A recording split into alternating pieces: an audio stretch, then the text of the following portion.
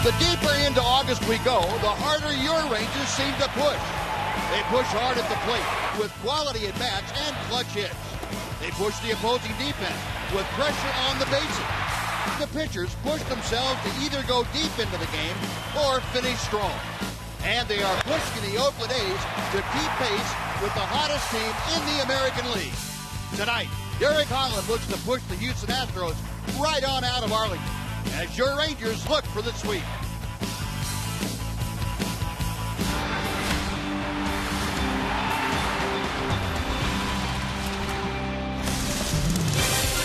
It is another picture postcard evening here in Arlington, Texas. Blue skies overhead and the Rangers getting set to finish off this homestand. They will try to do it in a winning style as they take on the Houston Astros. And welcome in, everyone, along with Tom Greaves, Steve Busby. Glad you could join us tonight on this Wednesday night of Ranger baseball. It's a battle of southpaws, and the Rangers hope they have the best southpaw going. That would be Derek Holland, Tom. Well, they have one of the best in baseball, Buzz, and he's going good right now. He's off to a great start in the month of August. His last start, he pitched 7 innings, didn't give up a run, and had a no decision. But in his 3 starts, he's 1-0. His ERA is 1.29. That pushes his overall ERA for the season below 3, around 2.95. So as the season goes on, get into the dog days of August, looks like they're not dog days for him. He's getting stronger as the season goes on. Well, he is. He's barking for a lead here tonight, too, and the Rangers will try to give it to him. Jurich and Profar and company, the young and the old of it, head out to try to wrap up this homestand on a winning note. Astros and Rangers starting lineup. And the first pitch coming up right after this on Fox Sports Southwest.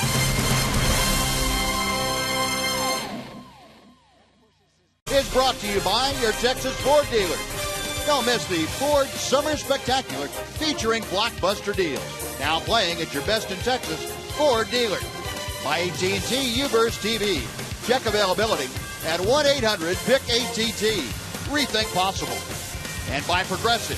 Visit Progressive.com today. Well, great evening here for Ranger baseball.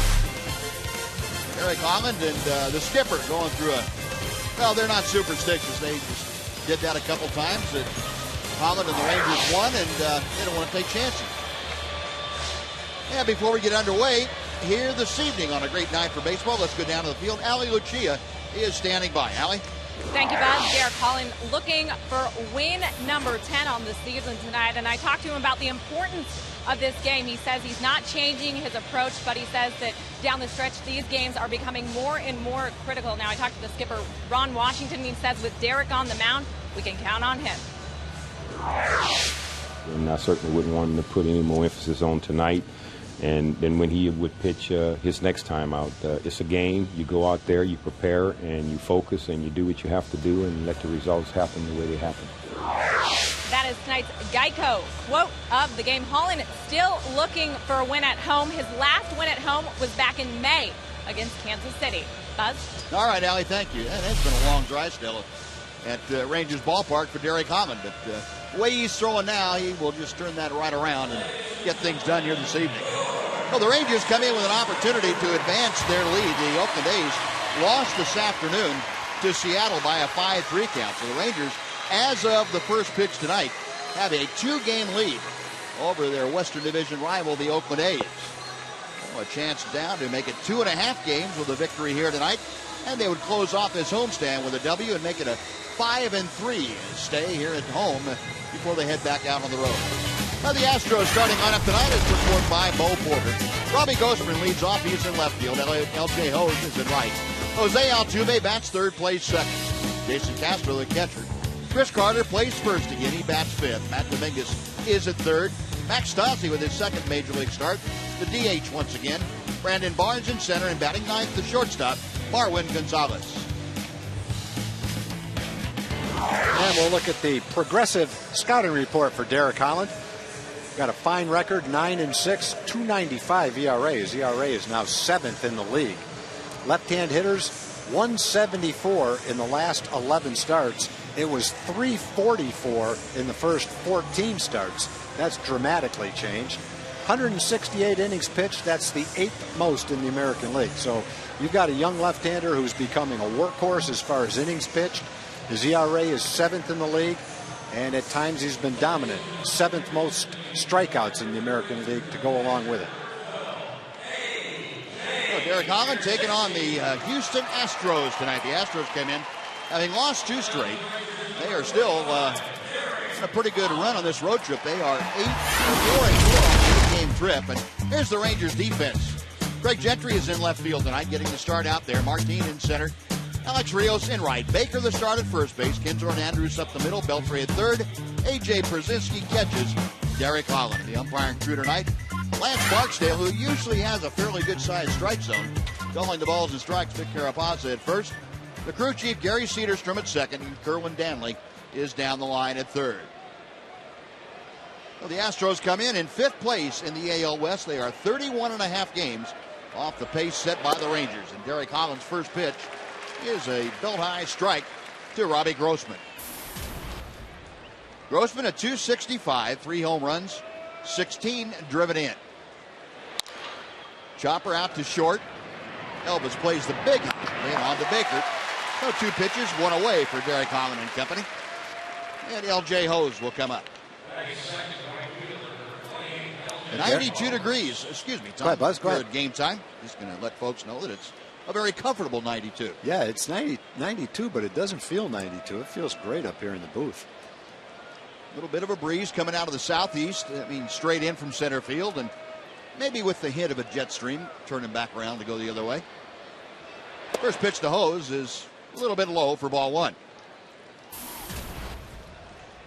L.J. Hose, a .296 hitter with the Astros. Looks at a strike on the inner part of the plate to even the count. Hose, who came over from the Orioles in the deal that was made right at the trade deadline. Bud Norris going over to Baltimore, and Astros getting Hose. That pitch fouled away to the right. They feel like he could possibly be an answer for them going forward. He had good ability and hit well at AAA. Having a good road trip for them, that's for sure. Hitting .414 on this current trip away from Minute Maid Park. 2 balls, 2 strikes.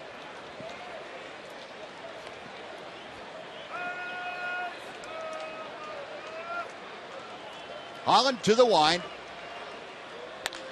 And the pitch is lined to center field. That sends Leonis Martin back, but he has a play slightly into the right center field alley, puts it away. There are 2 gone. Derek's only had 1 start this year against the Astros. That was 11 days ago at Houston. He had a no decision in that game. Pitched 6 innings, gave up 3 runs. His last 10 starts, he's 4-2 with a .228 ERA. So he's been on a really nice roll. Didn't have anything to show for his last start against Seattle. He pitched 7 innings, gave up 2 hits and no runs. Ended up with a no decision in that game. First pitch to Altuve is lashed foul down the right side, back into the club level seats. It's 0-1. Altuve, a .275 hitter. He has been in a pretty good downturn, as you can see during this current road trip. A 182 mark for the little second baseman. Well, we don't see him a lot, obviously, but he looks tired to me. He's getting a lot of fastballs, and he's fouling 5 or 6 of them a game down the right field line foul.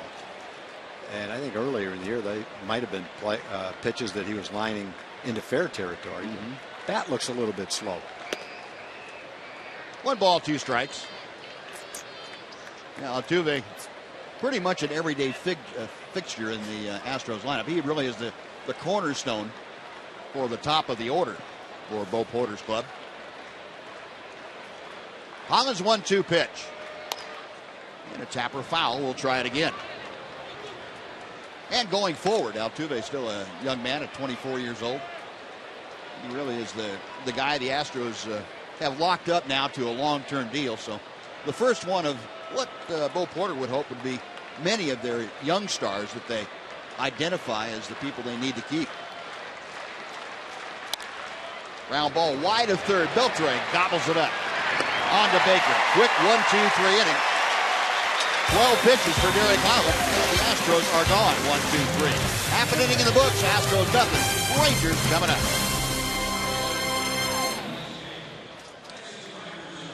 Texas Rangers starting lineup tonight, delivered to you by Fred Loya Insurance. Leonis Martin leads off. Elvis Andrus is next. Then it's Ian Kinsler. Adrian Beltre plays third, and Pat's cleanup. A.J. Brzezinski is catching. Alex Rios in right. Jeff Baker in the game at first base, batting seventh. Jurickson Profar is the DH, and Craig Gentry is batting ninth and playing left field. Now, Leonis Martin getting set to step in to start things off here tonight against the left-hander Eric Bedard. And we'll look at the scouting report for Bedard. He's pitched better than 3-9 might indicate. He has not pitched well on the road, however. Pitched way over 2 runs better at home than he has on the road. And he's fastball. Geez, that ball was way inside. Yeah, it was. Yeah, he's a guy that can strike you out, too. Almost 10 strikeouts per 9 innings in his last 5 starts. Since he returned to the rotation in May, in 17 starts, his ERA is .384. So he's a very competent veteran left-hander that generally makes it a close game. And it seems like, Tom, we were talking about this earlier, he usually pitches well against the Rangers. He seems to. Pretty solid outings. He's had a couple of rough ones over the years, but generally he's had some real dandies too. If you go back earlier when he was with Baltimore. There's a strike to Leonis, and it's 2-1. His last start against the Rangers in Houston, he pitched a nice game that day. Pitched almost 7 innings, gave up 3 runs on 7 hits. Generally, I think he's held the Rangers to a run total that has made it a low-scoring, close game. And the fastball is at the upper reaches of the strike zone. 2-2. Leonis not particularly thrilled with Lance Barksdale's call, but you might as well get used to it because Barksdale calls a strike, and he has a pretty big strike zone. There's that number 4 up there, right at the upper limit of the strike zone, maybe even a little bit out of it. The 2-2 pitch, out of play. Well, better swing at that one. Saw the numbers for Leonis: 6 home runs, 31 driven in. Had 1 day off out of the leadoff spot since Ron Washington put him there some 21 games ago. Rangers are 17-3 in his 20 efforts out of the leadoff spot. That pitch spins him around. The count has gone full, so Leonis Martin trying to get aboard for Ron Washington's club to start things off. He'll be followed by Elvis Andrus.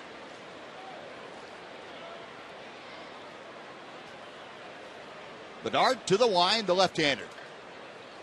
Deals the payoff pitch, and that's fouled back.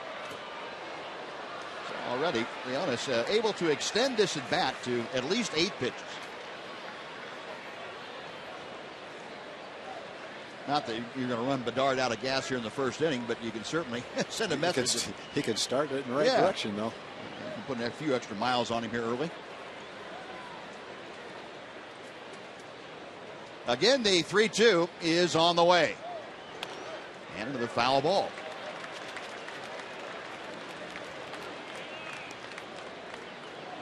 Now, Bedard, the veteran, overall in his career against the Rangers, 5-5 with a .355 earned run average. This is his 19th start and his 20th game overall. Left-hander works again on 3-2. And another foul ball. Well, this is going to turn into at least a 10-pitch at bat for Leonis Martin. I would think, Buzz, as a pitcher, it's definitely not what you want in the first inning on a 91-degree night to have to throw 10 pitches. And no guarantee you're going to get them out. Right. Especially if you throw ball 4 right here and walk them on 10 pitches. Now, it doesn't get to the point where you say just throw it down the middle and say, here, hit it. But you almost are tempted to do that. Another 3-2 pitch. Got him swinging. A little over anxious. Going upstairs after the off-speed pitch. And Leonis Martin gone on strikes. 1 away for Elvis. We'll take a look at the Houston defense behind Bedard tonight. Grossman in left, Barnes in center, Hoses in right. Carter at first, Altuve and Gonzalez up the middle. And Dominguez at third. Jason Castro behind the plate. And the veteran Canadian native, Eric Bedard, is on the hill.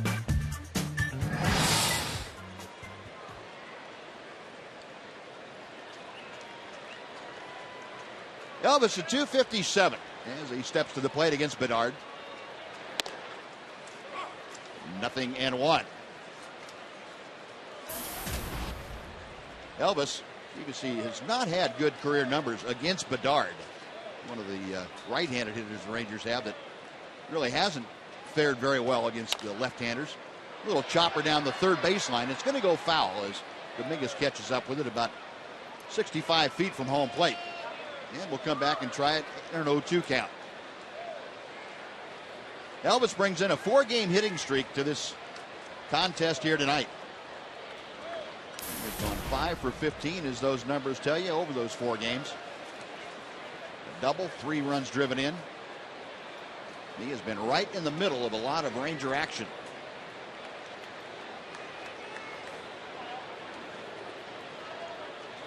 Last night, 1 for 3. He scored a run in that game, too, and had a stolen base. The 0-2 pitch on the way from Bedard.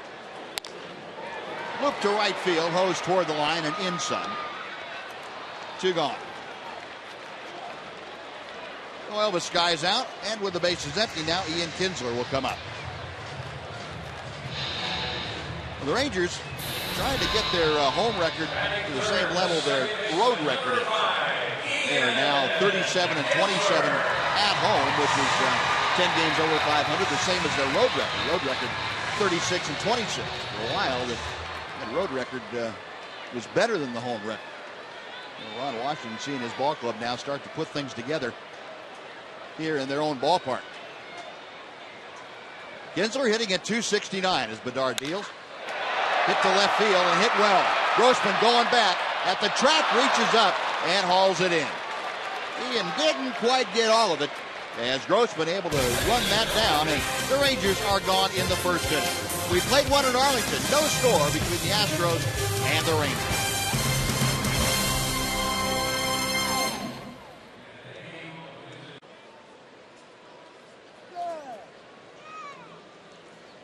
A scoreless ball game. Before we go to the top of the second, let's welcome in Jim Knox. Jim? I appreciate it, Buzz. Look at this little Ranger fan. How are the chips? Pretty good, huh?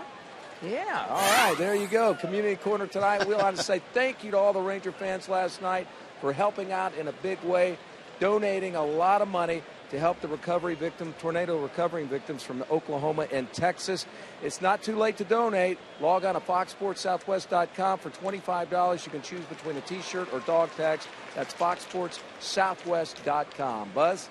Noxie, she's trying to give you one of her cookies. Oh, thank you. There you go.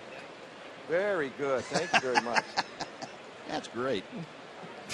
Noxie's taking the girl's food. What is the deal here? Jason Castro starting off the top of the second inning. 1 ball, 1 strike. The count to the Astros catcher. Castro, a 270 hitter. He had 14 home runs, 46 driven in. Holland back to him, and the pitch fouled away. The count goes to a ball and 2 strikes. Castro, you remember on Monday night, was the DH, and then after Carlos Corporan had to go on the disabled list, on the concussion disabled list, Castro's caught the last 2 games. Holland back to the plate. Reaching, and Castro hits it pretty well to right field. Rios going back. It is off the wall and out of here. Just reached over the wall, and that ball carried. There is a jet stream tonight. Castro with a home run, and the Astros lead 1-0. Yeah, it looked like he got out in front of that ball and hit it okay. And I guess he didn't hit it great. It just went to not even to the front row of the right field seats, but he got an off-speed pitch, maybe a high changeup. Hit it well enough to just sneak it out of the ballpark. Right off the facing of the front row. Well, the Astros with their 123rd home run, for Castro his 15th home run.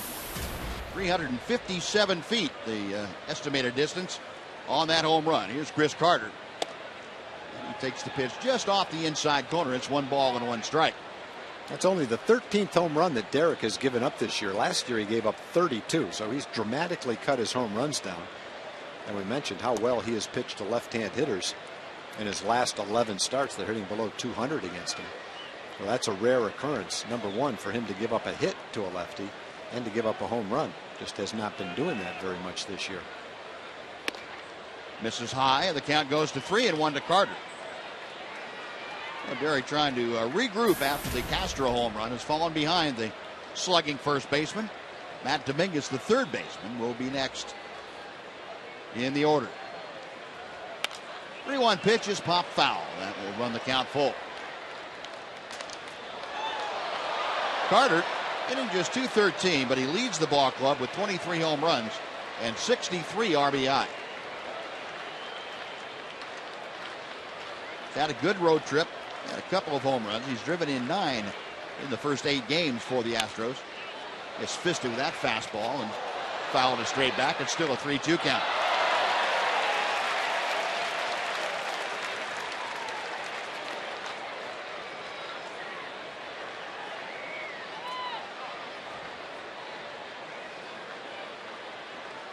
Holland to the wind. Again the 3-2. Got him swinging. A changeup and had Carter way out in front of him. Well, Holland comes back from being down on the count to get the strikeout. One away from Matt Dominguez. He got back in the count with his fastball, and then really nice change of speed right there. Had Chris Carter well out in front of it.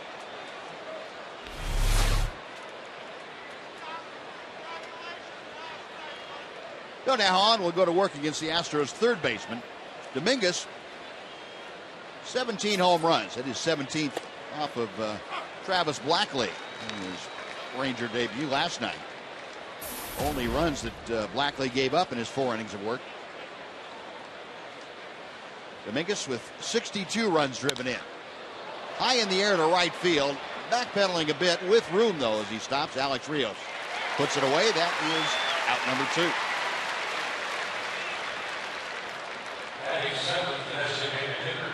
Now Holland will deal with Max Stassi. 22-year-old catcher who was called up yesterday and made his major league debut and got his first 2 major league hits last night.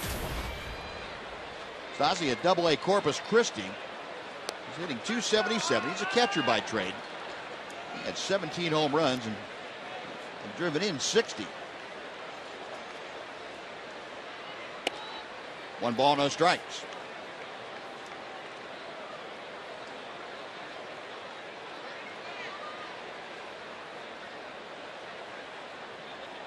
Holland back to the plate. Chopper slowly hit on the left side. Beltre cuts it off. And that'll do it. Baker makes the play, and Jason Castro gets the Astros on the board against Derek Holland, the home run. After 1.5, it is 1-0 Houston.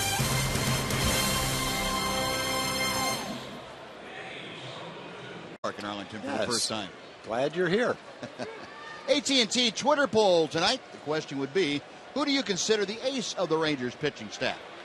You go to Twitter, and your choices are Yu Darvish, Derek Holland, and Matt Garza. It's if you think it's Darvish, it's hashtag FS Darvish, or hashtag FS Holland if you think it's the left-hander, or hashtag FS Garza for Matt Garza. Well, there are 2 of the 3 right there. The other one's a little bit busier tonight. Working here, and Adrian Beltre trying to get busy up the middle. And, boy, that got a piece of Bedard. It bounces almost into foul territory. Oh, that didn't hit his foot. That's got to hurt, because that thing was a rope. Now, the way it bounced back, it almost looked like it hit the rubber. Well, pitching rubber. Yeah. I don't know. We'll have to see. Well, he sure didn't react very much. No. Bo Porter and the trainer going out there very quickly to check on their veteran left-hander who has a kind of a wry smile on his face. I think he knows he may have escaped major injury. Not to hit him in the shin. I don't think he'd be chatting with a smile on his face right now. Either that, or he just has a high pain tolerance and doesn't want anyone to know that it hit him. Yeah. Or doesn't want Adrian to know that it hurts. Let's take a look. Did it hit the heel of his foot? Looked like it might have come off of his right leg. Yeah, I thought it's. Yeah, I think it is. It did. Hit the shoe of his right foot, which cushioned the blow enough to where it looks like he's fine. That's one. You hope that doesn't carry him right straight to the third base. There it is. Yeah, right off the shoe. Right straight to the third baseman for an out. Ball was headed into center field. Going to have one of those pitching toe and put on the heel of the shoe, too.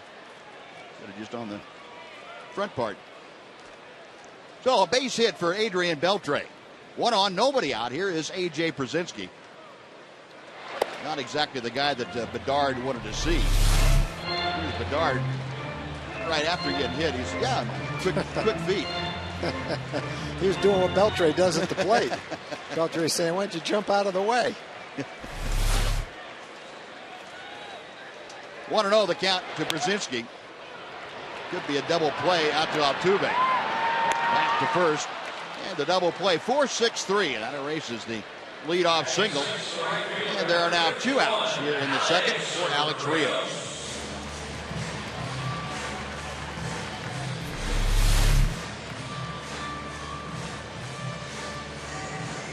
Not your normal occurrence when Przinsky faces Bedard. Przinsky came into that at bat hitting .474 against the left-hander. But that one turned into a double play. So now Alex Rios comes up, base is empty and 2 outs. .276 the average for the Ranger right fielder. All the way to the backstop on the first pitch. It is 1-0. AJ on the season coming into the game tonight and over 100 at bats. A .305 hitter against left-handed pitching. He's hit higher against lefties by quite a bit than he has righties. Rios has had good success against Eric Bedard over the years. Takes that pitch inside. It's 2-0. Rios 10 out of 33. See that .303 mark with a home run against Bedard.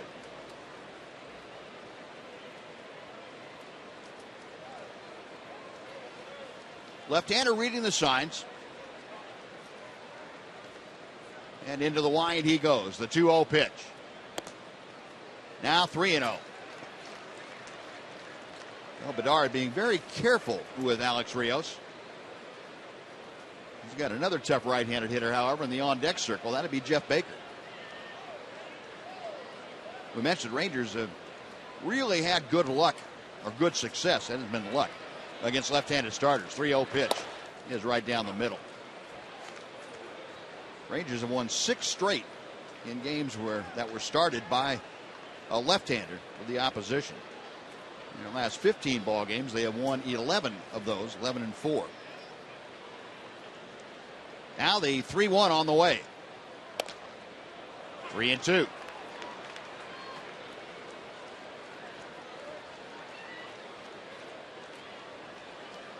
Rios with a dozen home runs this year. Alex has driven in 3 since donning a Ranger uniform. He has 58 for the season. Bedard with the payoff pitch. High ball 4. And Rios draws the 2-out walk. He'll give Jeff Baker an opportunity to swing here in the second inning. First walk issued by Bedard.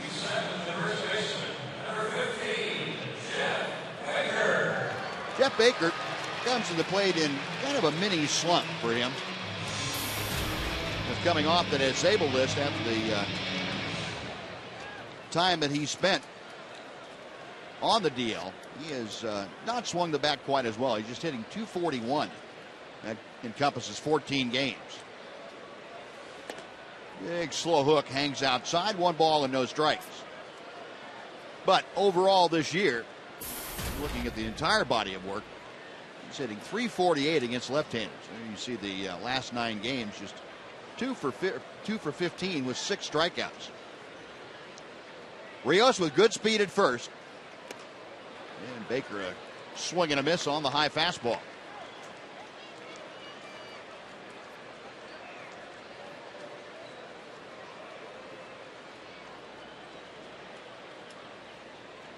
Baker, 9 home runs for the year. 8 of them have come against southpaws.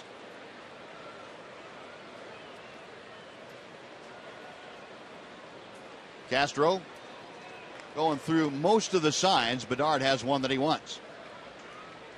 And a breaking ball hangs outside again. 2-1.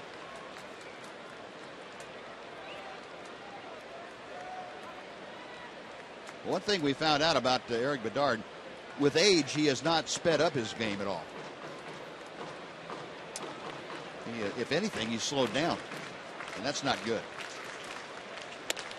Fastball inside corner. Baker kind of a quick glance back to Lance Barksdale, who said, "Yep, that was a strike." 2-2 the count.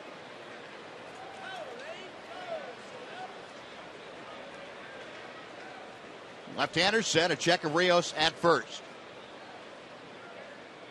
And a breaking ball that runs the count full. Well, Bedard being very careful to both Rios and Baker. And rightfully so.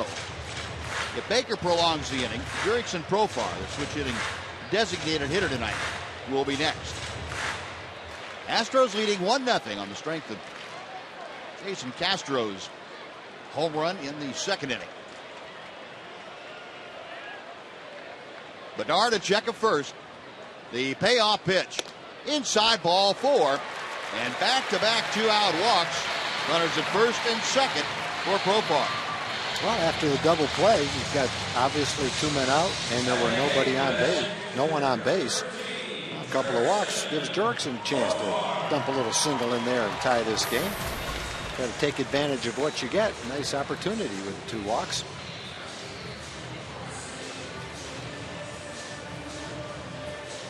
Castro out in front of the plate, throwing out some defensive signs for his infield. Profar steps in, batting from the right side.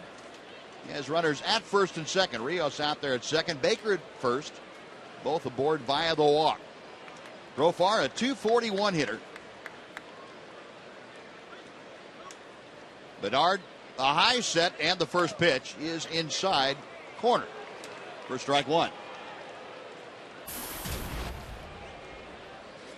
Jurickson starting to swing the bat better from the right side. Still a pretty good difference right-handed to left-handed. 60 points. As a right-hander, he's now up to an even 200. Left-handed, 260.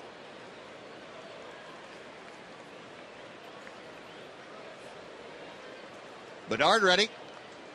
0-1 pitch. Drops that big hook in there, and it's 0-2.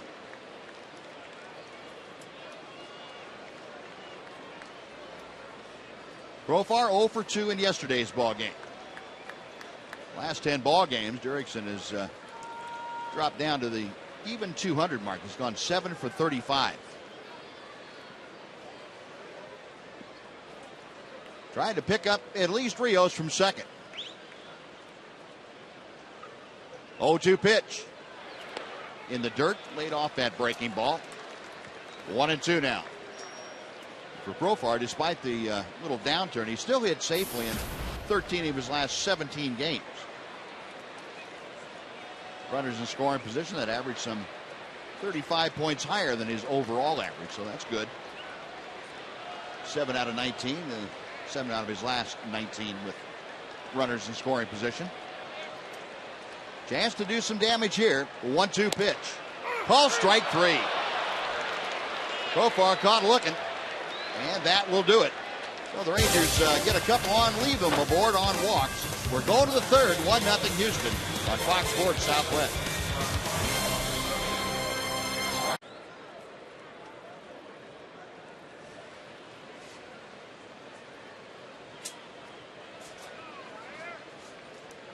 FansMLB.com At Bat is the #1 source for live baseball everywhere you go. Available for iPhone, iPad, Android, and BlackBerry 10. At Bat delivers Rangers baseball with live audio, pitch tracking, stats, news, highlights, and a lot more. Just text At Bat to 31826 or visit TexasRangers.com for details. Brandon Barnes starting off the Astro third. And the pitch foul back. He's very quickly down on the count to Derek Holland and no balls and 2 strikes. Barnes overall a .230 hitter. 6 home runs, 27 driven in.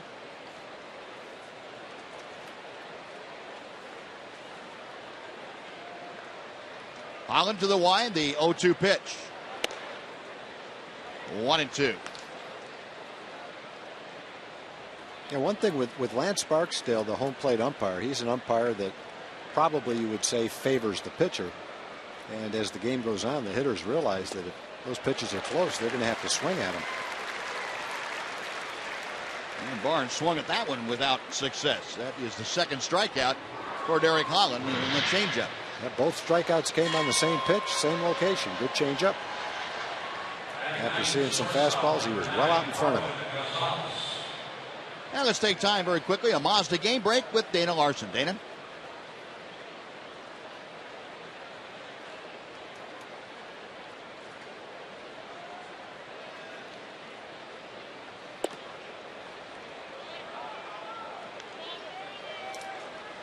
All right, Dana, good news there. Thank you, Brendan Ryan. Yeah. Rangers now with a 2-game lead, trying to extend it another half game. They can do that with a win tonight. There are the updated standings in the AL West. Seattle 14 games back. They have, Ranger fans will remember, been playing good baseball since being here and then going to Oakland. Pitch is high to the number 9 hitter, Marwin Gonzalez. Well, he's ahead in the count, 3 balls, no strikes. Gonzalez, a .225 hitter.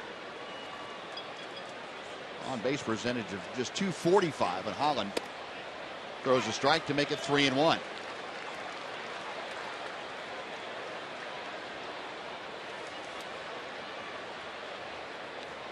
Derek back to the plate.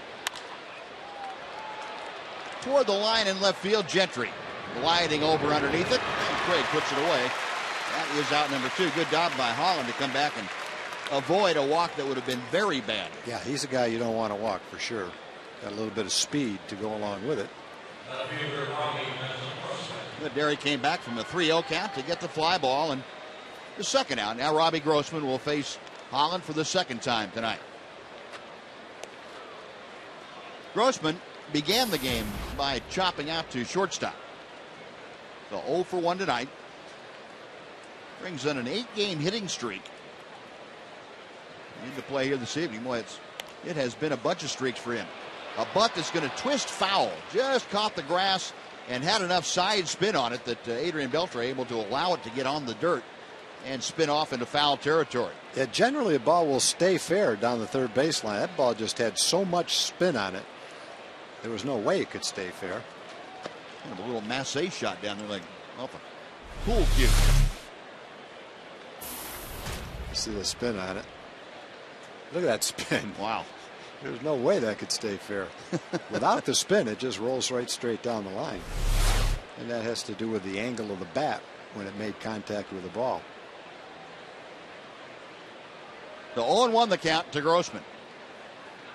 You remember when the Rangers visited Minute Maid about 9 days ago. Grossman came into that series with a 10-game hitting streak. Well, he has had to put together a couple of streaks since coming back from AAA for this second time. Takes that pitch at the knees. It is 0-2. Matter of fact, Grossman has hit in 19 of his last 22 games since being recalled back on the 27th of July. Down in the count here, Holland. Back to the plate. Off of his glove, deflected toward Kinsler. Tough play for Ian, but he makes it. Nice play. Nice play for Kinsler to redirect himself on the deflection off of Holland's glove and then make a quick, accurate throw with the bare hand. Well, the side retired in order. We played 2.5. Astros 1, Rangers 0 on Fox Sports Southwest.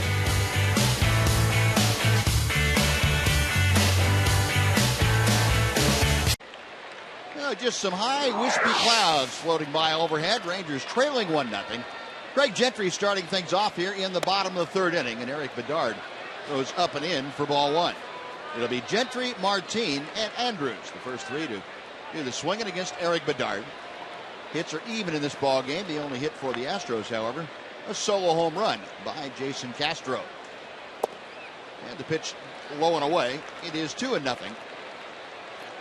Gentry 0 for 6 in his career against Bedard. With, that average on the rise for Craig, up to 247. Remember when he came back off the disabled list, it was down around 215. He takes that pitch Low and outside, and the count is 3-0. I think the other thing, Buzz, that Craig is becoming is one of the Rangers with a better eye at the plate. He makes you throw strikes, which certainly adds to his on-base percentage and gives him a chance to run the bases. 3-0 pitch right down the middle. You saw that average, the batting average since coming off a disabled list, 333. And I agree with you, Tom. He's kind of figuring out the strike zone for himself. Cut down on some of the wild swings that he had earlier. 3-1 pitch from Bedard. That ball is hit well to left center field. Way up the alley. Going back is Barnes. Goodbye. Wow. Craig Gentry teeing off on a 3-1 pitch. Drives it into the Astro bullpen. And we have a brand new ball game. It is 1-1. Then we talk about his power. I don't think Craig's ever hit one there before. He's hit a handful of home runs. I would guess most of them have been pulled down the left field line, but that's out there where the big guys hit them. Well, he gets a pitch to hit and shows he's got a little more power than you might think. Right down the middle of the plate. And he launched that one. A 1-1 game as Gentry is his second home run of the year. And Leonis Martin trying to bunt it, but a good job by Bedard to bounce off the mound and capture that before it could get by him. Another look at the tail end of Gentry's home run. That's 3/4 of the way back to the bullpen. Remember in spring training we were talking about Craig Gentry, Tom, that he said that hitting coach Dave Magadan had gotten him to go ahead and let the bat go a few times. And he'd hit a couple of home runs in spring training. He said, yeah, Magadan kind of instilled in me that I can do that. I do have some power. Instead of just trying to slap the ball the other way, he said every once in a while you pick a pitch and let it go. And that's a good one to do it on. At 3-1, you're getting a fastball. He does not want to walk you. Not going to throw you a breaking ball, so get it geared up. A strike to Elvis. He threw it right down the middle of the plate to him. 412 feet later, it came down. Elvis 0 for 1, a fly ball to right. He's going to bunt. He pushes one toward Carter at first.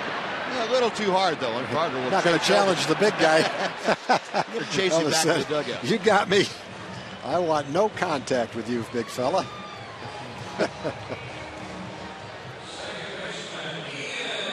Well, both Martin and Andrus trying to bunt their way aboard and didn't quite get it done. So bases empty, 2 away for Ian Kinsler.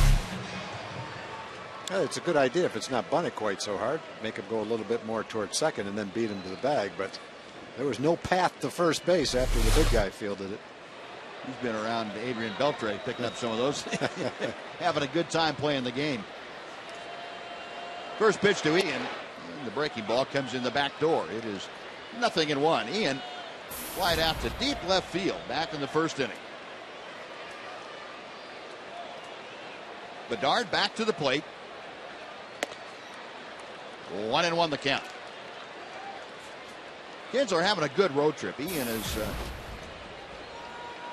a .320 hitter, as those numbers would tell you. He has driven in 6 in the first 7 games that he has played on this homestand. I think I said road trip. It's a homestand.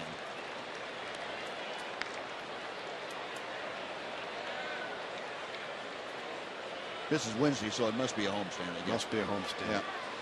They just shifted all their infielders over and must have forgot to move over there on the first 3 pitches.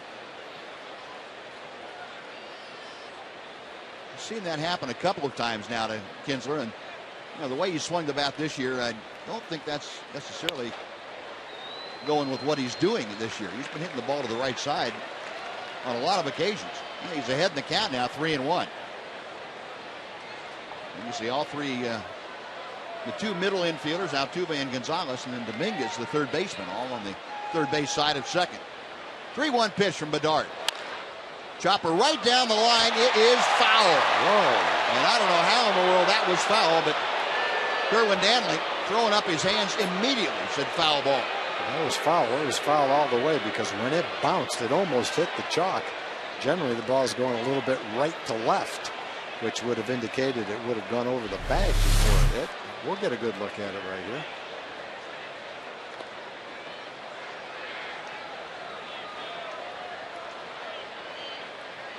That's fair ball. That's fair ball, yep. When it goes over the bag, that's fair ball. That's a fair ball. But in Kerwin Dantley's defense, he's backing off the line a little bit as he's trying to make that call. He doesn't have our view. No. Again, the 3-2. That's line to left field. Shift or no shift. That's headed toward the corner. Cut off by Grossman. Kinsler puts the brakes on as Grossman makes a strong throw into second base. Ian settles for a single. Boy, he ripped that toward left field. Well, with 2 outs, he wants to go for 2 if he can. And he went about as far as you could go and then stop and go back without getting thrown out going back to first base.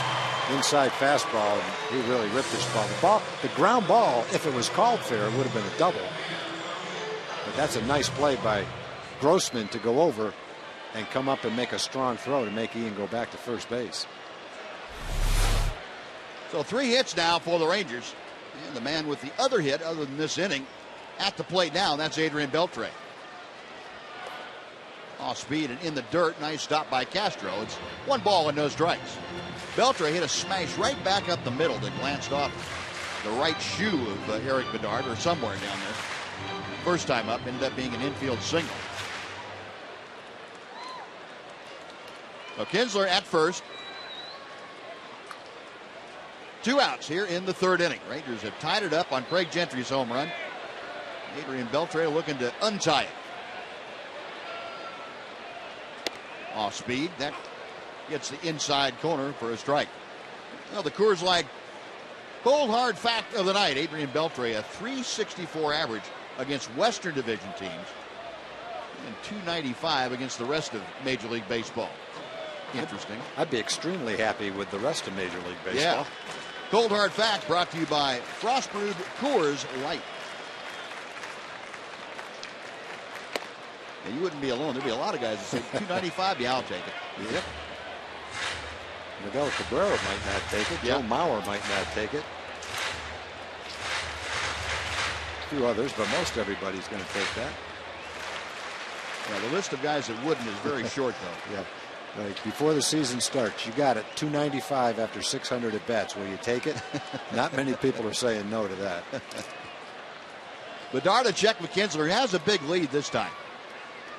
1-2 pitch hit hard by the dive of Dominguez into the corner. Kinsler around 23rd. He's being waved home as the ball gets by Grossman, and Ian will score standing up. And Beltre puts the Rangers on top 2-1. Grossman did a great job of holding Ian to a single, and he got over there quickly, and probably, if he fielded it cleanly, would have kept Ian from scoring.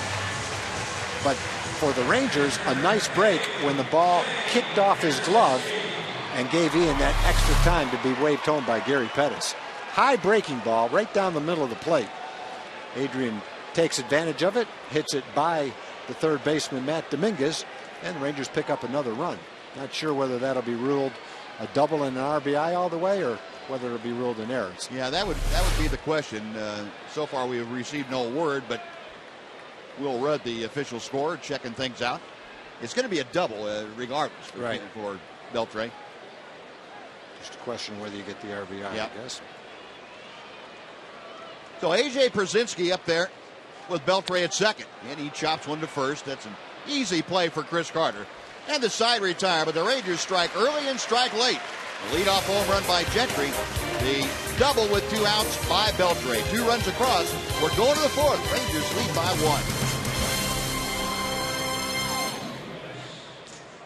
1. Southwest is brought to you by your Texas Ford dealers. Don't miss the Ford Summer Spectacular featuring blockbuster deals. Now playing at your best in Texas Ford dealer. And by Jack in the Box. Go big with Jack's really big chicken combos. Derek Holland now with a 1-run lead with which to work. Rangers came back with 2 to answer the single run in the second put up by the Astros. And L.J. HOU starting things off, takes strike 1. HOU is a fly ball to center the first time up, and he lines one right back through the middle. Turn that fastball around. HOU's with a solid base hit to center to open up the 4th. Showed a quick bat right there. Second baseman, Rosales. Dave Clark, the first base coach, talking to L.J. HOU, and We've got Jose Altuve coming up.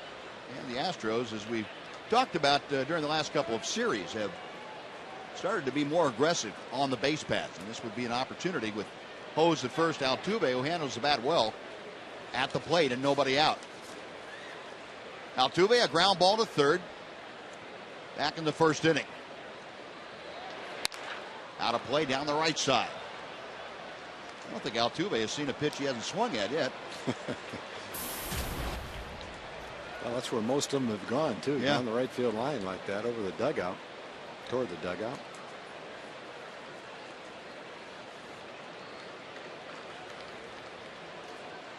Altuve is 6 out of 34 on this road trip. That's a 175 average. Rolled over on it. Beltre cuts it off, goes to second. That's one. Back to first, not quite in time. Boy, a good effort by Beltre and Kinsler to try and turn that over. And they almost got it done. Yeah, it was one of those balls you just hope they can get one at second base. And came pretty close to getting two. Yeah, one out, one on. Let's go over and say hello to Jim Knox again, Jim. I appreciate it, Buzz. Before the game, this was the scene. The Fox Sports Southwest Fan Express rolling in from Fort Worth, and on board a ton of charter employees. That's right. And of course, they had to bring the big VP of Operations, Chris Allen. Chris, you guys have a good ride over. Nice short ride. Enjoying the Ranger game. Right? Yeah, it's a great way to come to the ballpark. It's a beautiful night. It's dollar hot dog night. We're just really excited to be here. All right, anything else we could do to make your job and make your ride more comfortable for you? Well, hey, if we do this again, if you get Beltre just to drive the bus for us, that'd be great, man. Okay, we'll see. Okay, I don't think that'll happen. We'll see what we can do. Good to have you out here, guys. Appreciate it. Thank you very much. Enjoy the rest of the game. Buzz? Thanks, Jim. Yeah, I don't think that's happening, but that's a good idea. You find someone named Beltre. It might not be Adrian, but might be Ronnie Beltre. Billy Beltre. Jason Castro at the plate. 0-1 the count, and Holland will go to work on Altuve at first base. Castro lit up Derek Holland for a home run his first time up. Kind of reached out and almost one-handed the shot to right field that carried out of here. So 15 home runs now, 47 RBI for the Astros catcher. He's one of the better looking hitters that you're going to see too for the Astros. He got a good swing. Got some pop, as you can tell.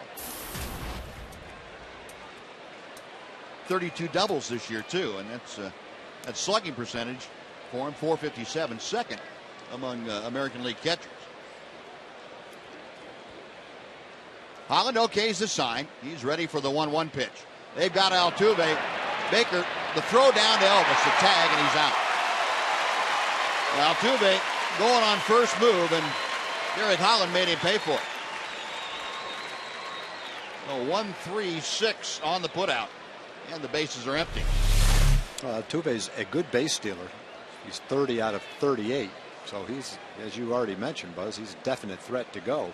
Try to make something happen, but Derek was ready for it. So Holland now with the bases cleared of opposition. We'll go back to the windup. The 1-1 pitch. Little lip line drive that Beltre moves to his left and grabs. Well, that'll do it for the Astros. The leadoff single turns into nothing. Good job by Holland and company. We played 3.5. It's the Rangers 2, the Astros 1 on Fox Sports Southwest.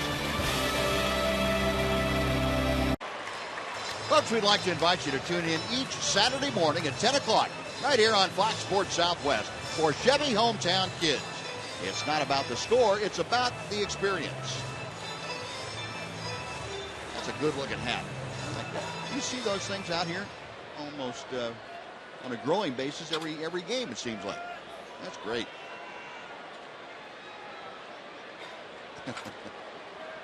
Making some memories that'll last a lifetime out here at the ballpark. Rangers leading 2-1 as we head to the bottom of the fourth. Alex Rios to start things off. And the first pitch from Eric Bedard is a knee-high strike. Rios drew a walk his first time up there. Bedard walked a couple, then was back-to-back in the second inning. It didn't turn into anything for the Rangers. Pitch inside. 1-1. Rios finishing up his first homestand with his new ball club, and he'll head back with the Rangers on Friday to his old stomping grounds up at U.S. Cellular Field, take on the White Sox over the weekend. 1-1 pitch from Bedard. Now 2-1. Rios and A.J. Pierzynski, a couple of guys going back to face their old club for the first time in Chicago.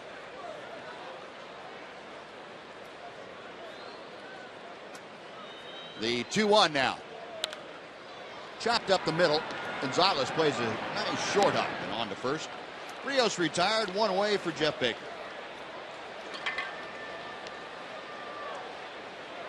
The Rangers able to do some damage against Bedard in the third inning. Craig Gentry had the leadoff home run. Then with 2 outs, Kinsler's single. Adrian Beltre did a shot right down the third baseline that was scored a single.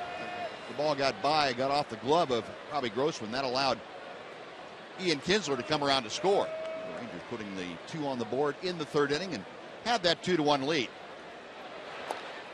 1 ball, no strikes. That ball right in by the shoes of Jeff Baker. Baker also walked his first time up.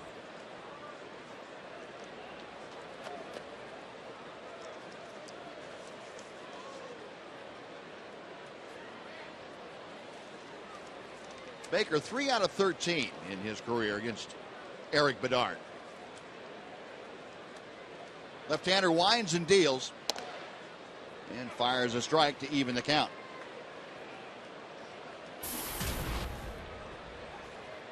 Lefty righty breakdown for Jeff Baker. 348 as we mentioned, with 8 of his 9 home runs against left-handed pitching.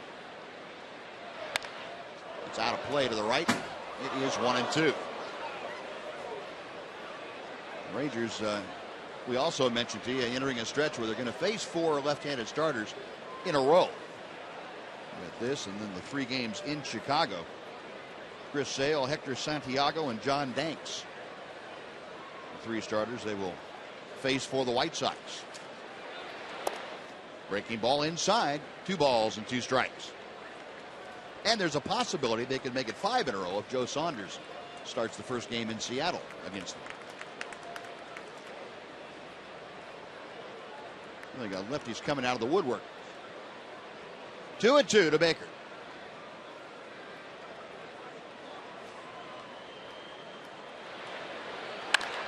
Chopped foul, the fastball, and Baker fought it off far into the Astros dugout. Still 2-2.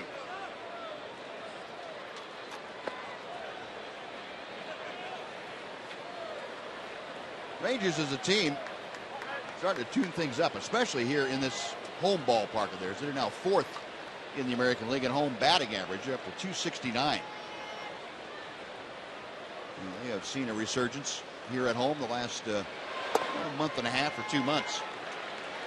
Pitch inside, the count has gone full now to Baker with Bedard. Tried to get him to swing at the off-speed pitch.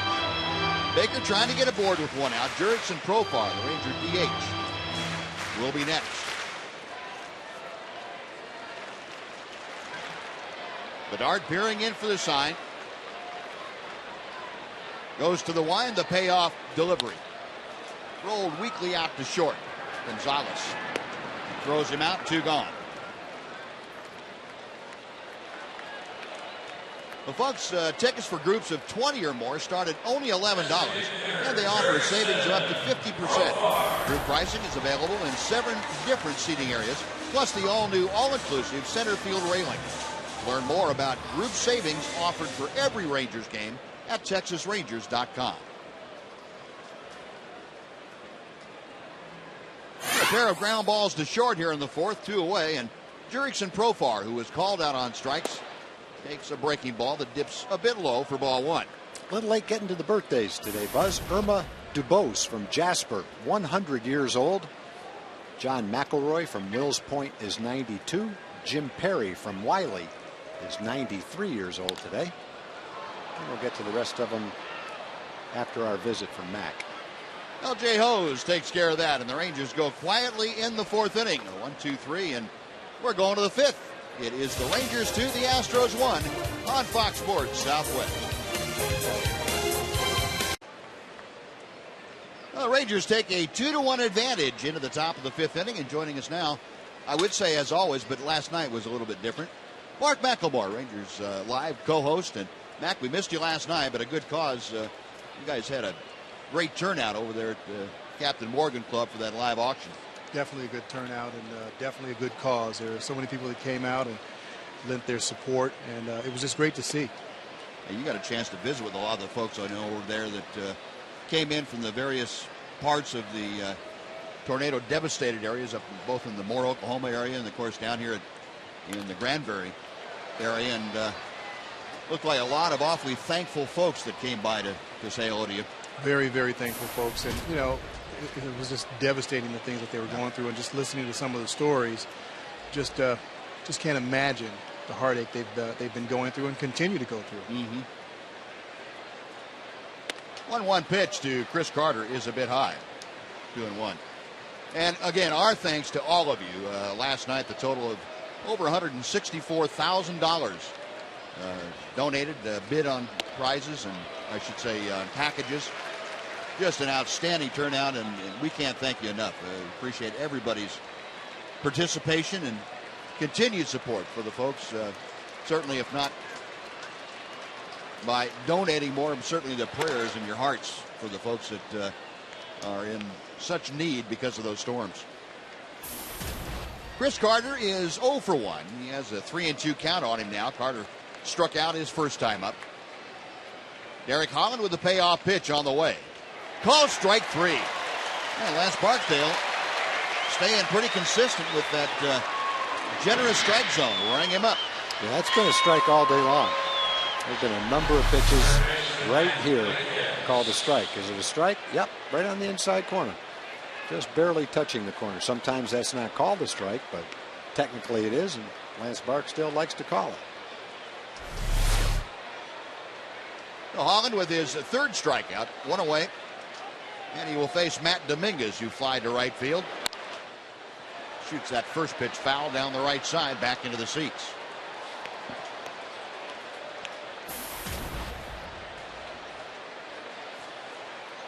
Mac, the Rangers bouncing back after what I thought was a tough loss Sunday. A game they didn't play well, but were still in. And normally, if you can win a game like that, it makes you feel real good. And you lose a game, you say, you know, we didn't play very well. We just kind of gave that one away. But they bounced back to play well against the Astros in this series. They really haven't. You know, that they've been doing that all year long. This team's gone through controversy, distraction after distraction, and they're still going out there and playing well on the field, and they're playing well when it counts. You know, the thing I like about it too, and we talk about this, but sometimes it's hard to really put a face to it, is how well this ball club gets away from worrying about injuries and things they can't control, and focuses on what their task is at hand, and that's today's game or tonight's game. They are very, very good at it. Wash does a great job keeping them focused. And, you know, this is a veteran team now. Even though there's some guys that are on the team that are young, they've been through it. Dominguez a drive down the left field line. It hooks and goes foul. Got that off-speed pitch up a little bit. The home run by Castro was a high off-speed pitch. Luckily, Dominguez pulled that foul. Let that change up, huh? Yeah. Pretty much, I think that's the same pitch that Castro hit as well. So still 1-2, and Holland back to the plate. This one popped up. Foul territory. Baker coming down the line from first, making the call and the catch. And Dominguez is out number 2.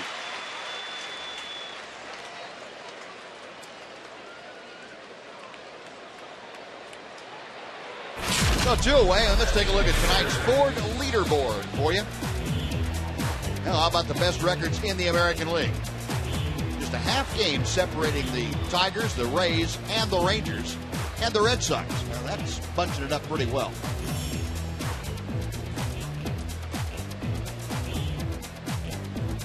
Four pretty good teams. There's been some pretty good separation there in the last several weeks, but all of a sudden now you're getting down to toward the final month of the season, and teams starting to put things together. They know what's going on, and darned if the Tampa Bay Rays don't find a way to get right back in the mix.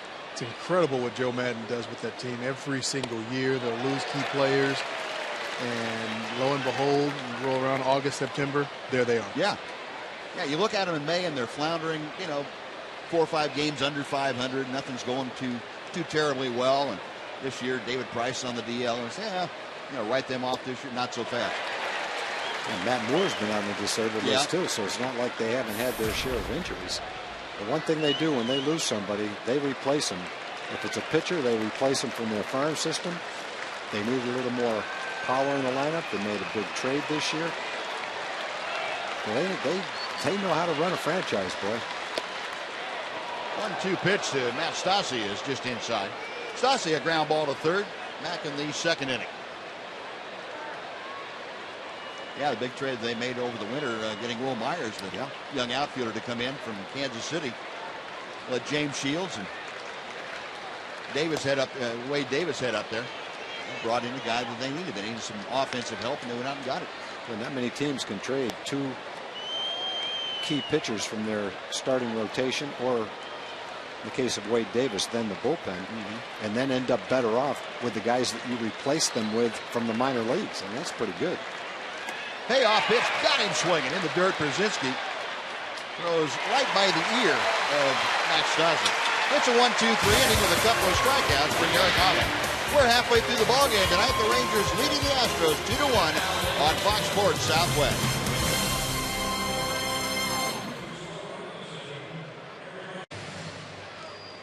Well, folks, this September, Metro PCS is giving your child a chance to take outfielder David Murphy to school. And for show and tell, it'll be great. Just log on to MetroPCSTakeAPlayer.com for your chance to win. Metro PCS, wireless for all. Well, the Rangers leading 2-1. Craig Gentry, the man who began the third inning by blasting his second home run of the year deep into the Astros bullpen, leading off here in the 5th. And the appeal down to first, and with that right-handed Vic Carapaza shooting up in the air for a strike. It is 0-2 to Gentry. How about the power of Craig Gentry driving that ball out to the bullpen? Very nice. He looked like a big fella out there swinging that ball, swinging that bat. Yeah, Tom was saying normally you think you have to pull the ball, but I can handle that. 0-2 pitch. Waited nicely on the breaking ball to foul it off. Still 0-2.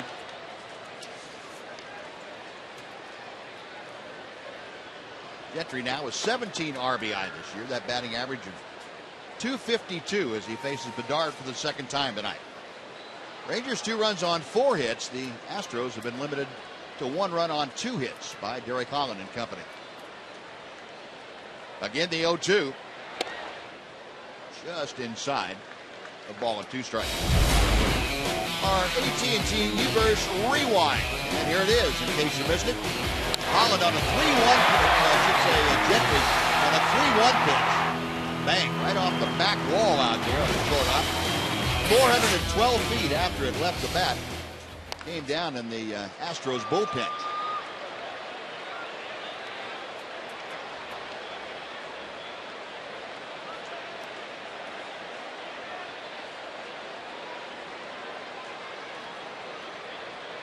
Gentry back in.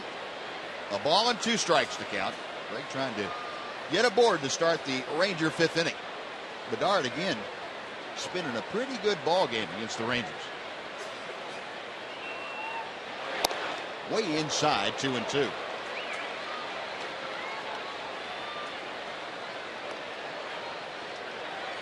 Go back to when Bedard, before all the arm problems set in, when he was with Baltimore. Back in 04, 05, 06, 07. He had a couple of games in this ballpark. Struck out 15 in one game and a 2-hit shutout complete game. Gentry chopping that foul. Greg being a pretty pesky hitter right here. But Bedard, well, for a stretch of about 3 or 4 years there, one of the best in all of baseball. He had a great fastball, and he still had the same kind of curve, but it was about 5 miles an hour. Yeah, a little more of a power curve ball back then.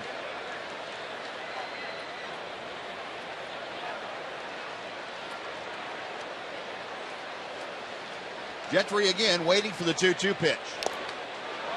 Just got a piece of that in and out of the glove of Jason Castro. Well, Gentry making Bedard work to start this 5th inning off. This will be the 9th pitch of the at-bat. Get an idea of where Bedard has located the first 8. Left-hander peering in for the sign. And now Gentry says enough.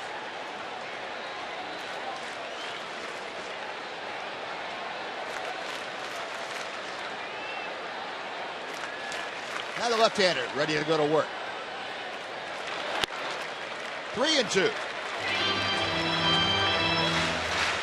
Gentry trying to get aboard to start off this inning. It takes the Rangers back to the top of the order, hopefully with Gentry aboard. Leonis Martin waiting in that on-deck circle.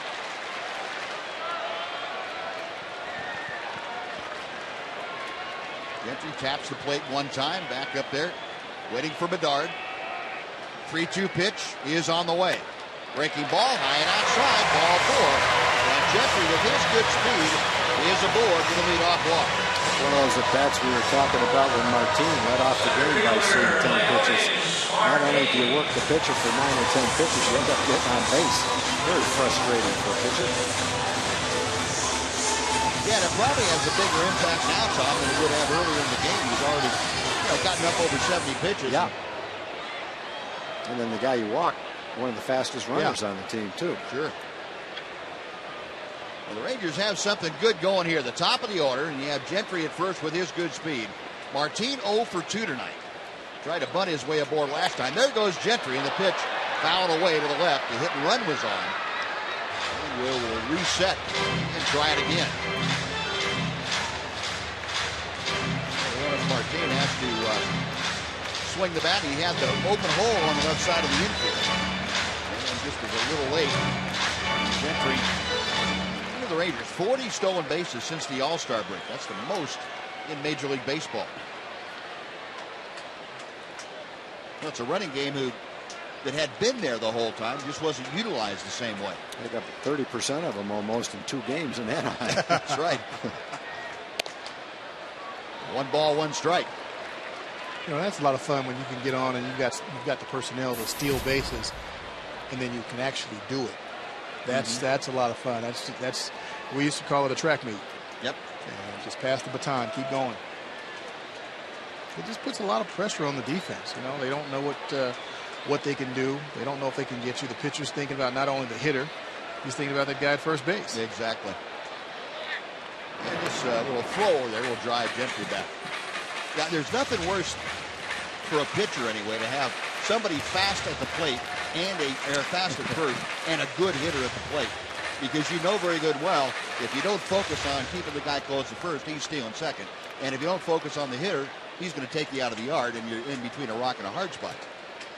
I just love that. Yeah, I know you do. Well, you should. You should. And it becomes pretty apparent, doesn't it?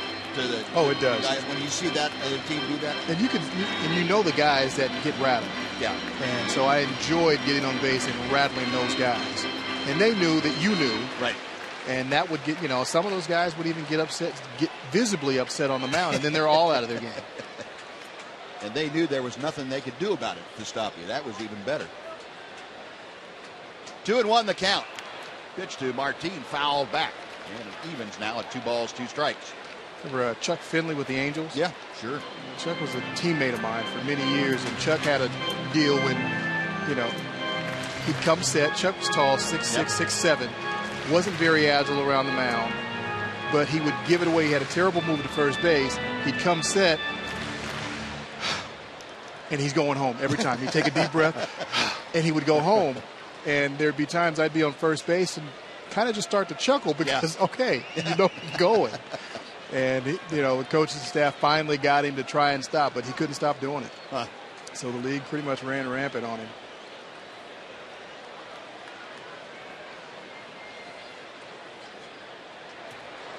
Two balls and 2 strikes. Gentry inching off the bag at first. Bedard's pitch. High and tight. Boy, Martin almost walked into that pitch. And it runs the count full. So with nobody out, Andrus Martin trying to keep that track meet going to get aboard along with Craig Gentry. Elvis Andrus waiting in the on-deck circle to be next. Eric Bedard in a very unenviable spot if you're the opposition pitching against the Rangers right now. You would imagine Gentry will be moving on the 3-2 pitch.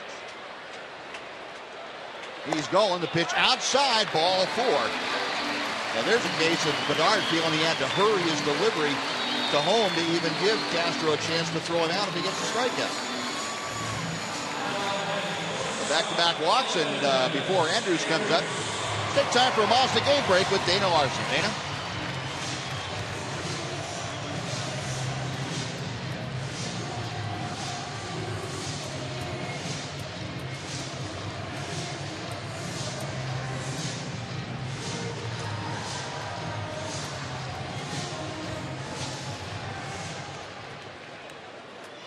All right, Dana, thank you. What, 4,000 hits. Incredible. Incredible. It's a whole lot of work. Wow. You know why it's a lot of work? He had to beat out about 1,000. I knew you were going to.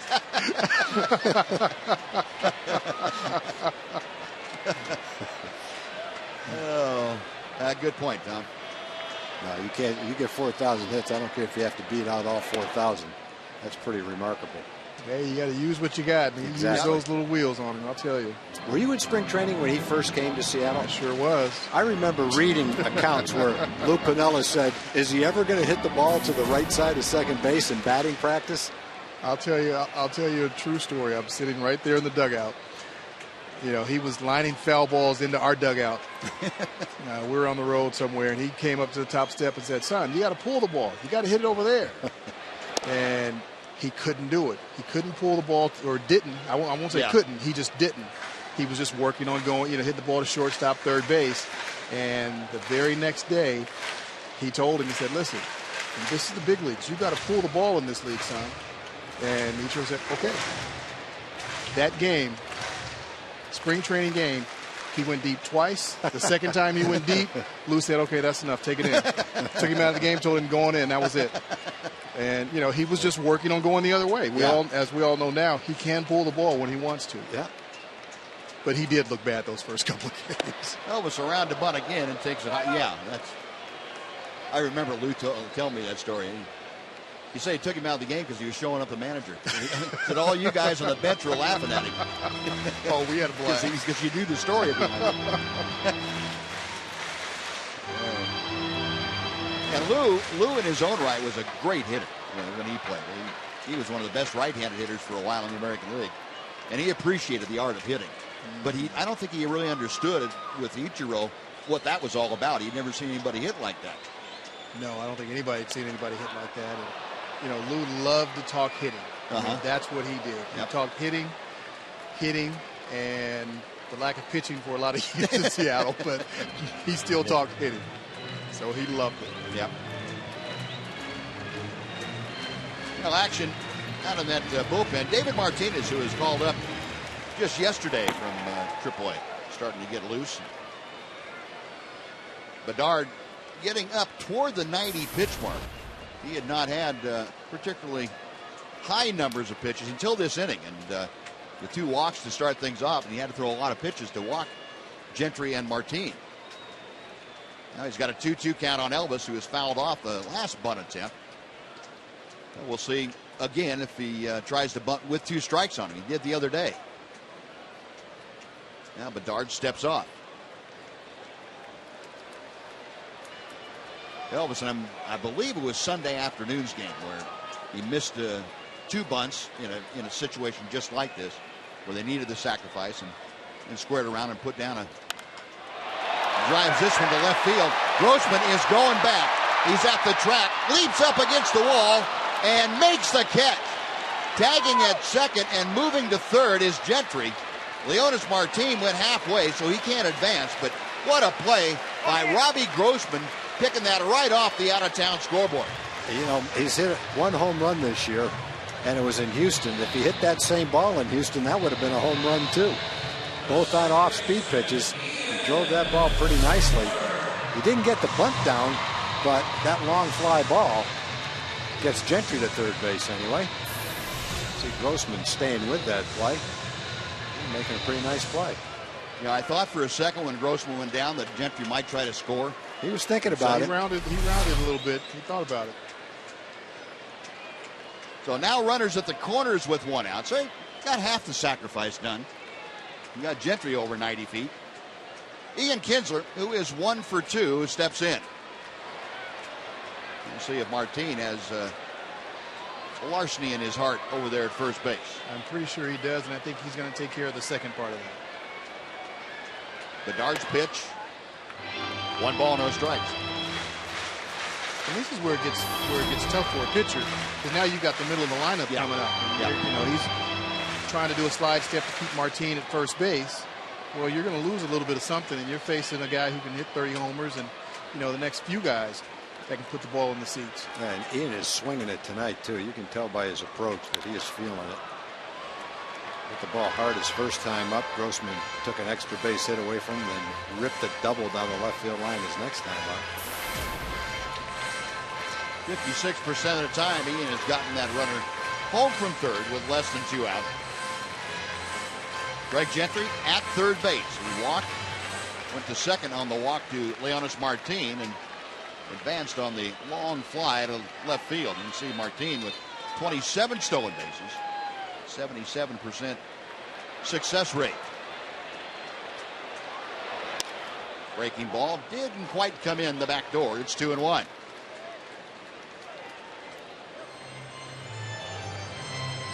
So Ian, a .270 hitter now after his single last time up. He came around to score on the Adrian Beltre single and the error by Grossman in left field. That was back in the 3rd inning.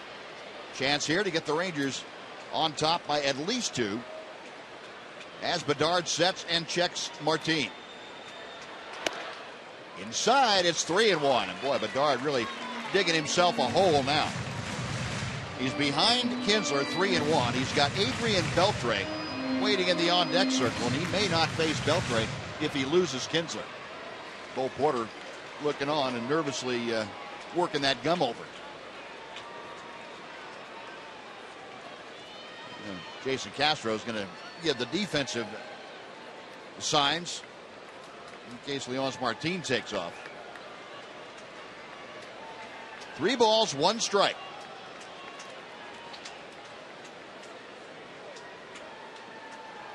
Bedard is set.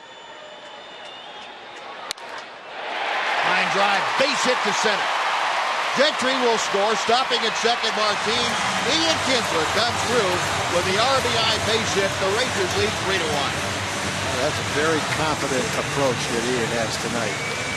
He's not just trying to slap the ball up the middle. Boy, he is going up there to rip it because he's seeing it well. He's feeling good at the plate.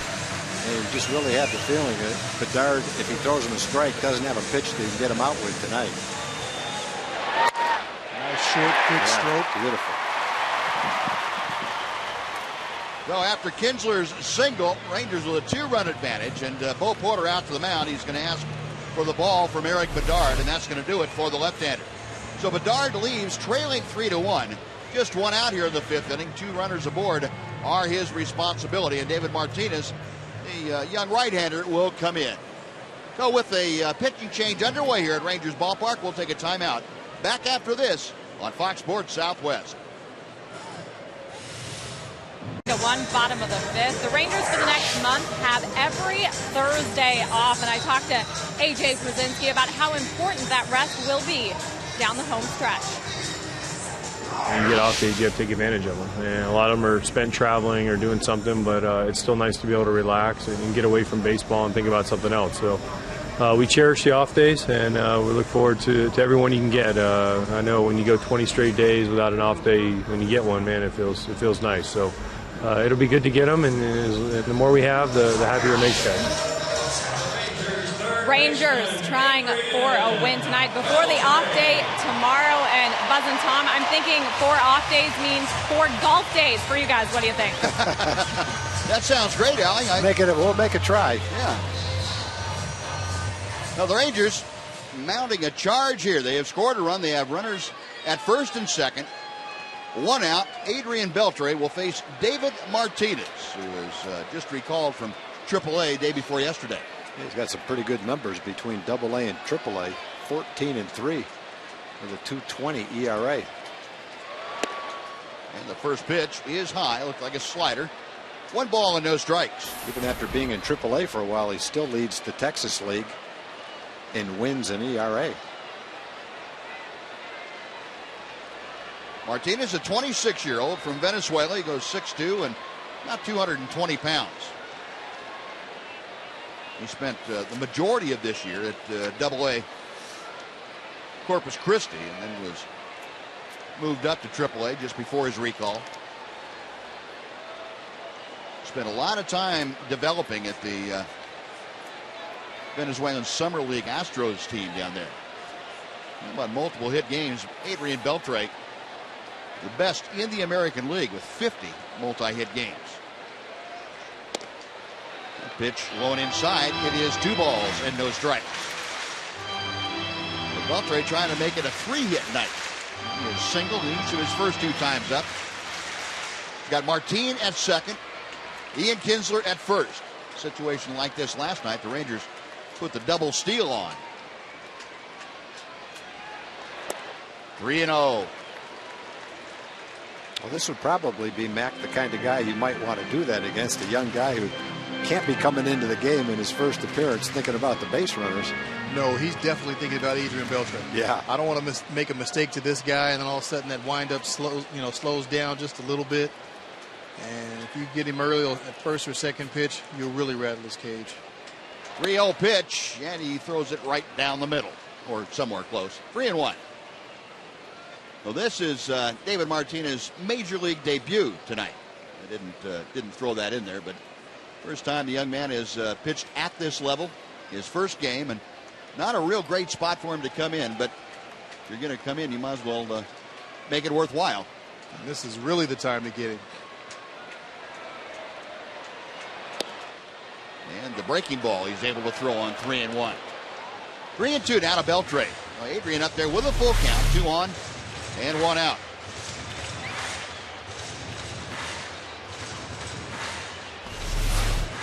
I'm sure Dave Anderson over there at first base is well aware that those last 2 pitches that he's thrown, he's slowed his windup down just a little bit. So he's already relayed that to Kinsler and Martin out there.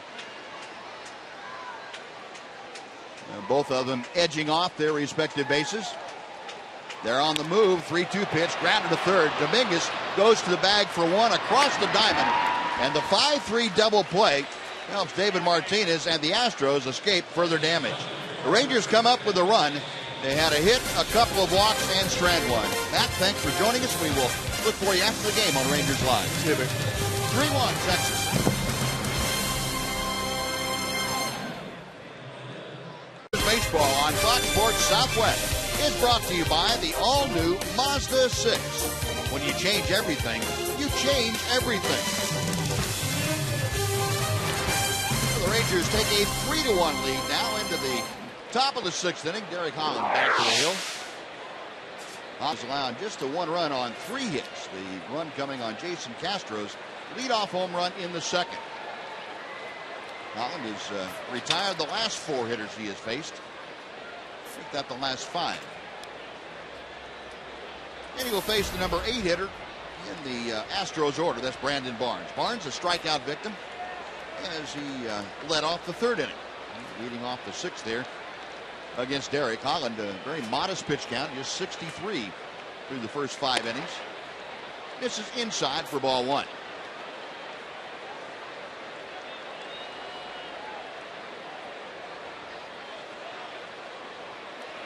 Holland back to the plate. It's a knee-high strike. Sorry, we're a little bit late getting to the birthdays tonight, but I'll sneak through them this inning. A lot of people wait to hear those. We have 6 tonight. Irma Dubose from Jasper is 100. John McElroy from Wills Point, 92. Happy birthday. Jim Perry from Wiley is 93. Lydia Heinrich Buxkemper from Slayton is 91. Got him swinging in the dirt, and Brzezinski tosses on down to Jeff Baker at first. 5 strikeouts now for Holland. Yeah, 3 out of the last 4. Joe Barnett from Amarillo, 96. Naomi Jackson from Grand Prairie, 98 years old today. Rachel McAdams from Irving was 90 yesterday. Sorry we missed that, Rachel. And we have one wedding anniversary. Brian and Bonnie Dennis from San Antonio celebrating their 65th wedding anniversary today. Congratulations and happy birthday to all our 90-plus birthdays today. First pitch to Marwin Gonzalez, high and away for ball 1. Gonzalez got ahead in the count 3-1 the first time that he faced Holland, then flied out to left field.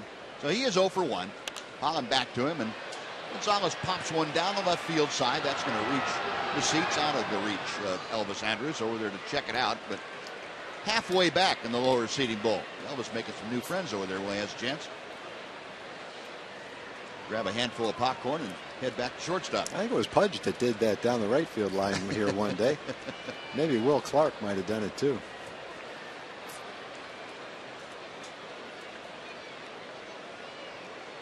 Holland's 1-1 pitch. Line down the left field line. It is a fair ball and into the corner. Gentry over to dig it out. Gonzalez steaming into second with a 1-out double. A pretty nice job of hitting right there by Marwin Gonzalez. That was a 94-mile-an-hour fastball in on the fists. And he turned on it, hit it pretty well down the left field line. For a guy hitting 225, took a pretty nice swing at that pitch.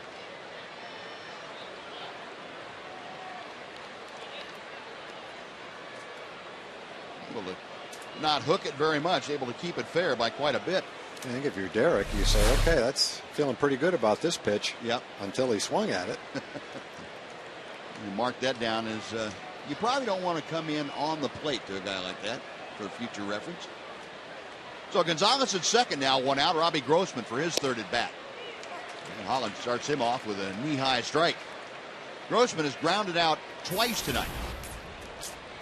Last time up, he carried one off of Eric Holland's glove and took Ian Kinsler making a nice barehand pickup and throw to get him at first. Hard hit ball. Beltre knocks it down. Scrambles to his feet and throws him out. Oh my goodness. That was a bullet, boy.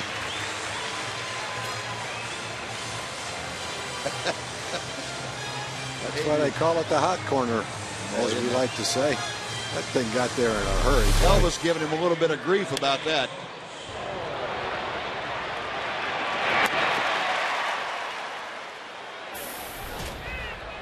Well, you don't see it much better than that.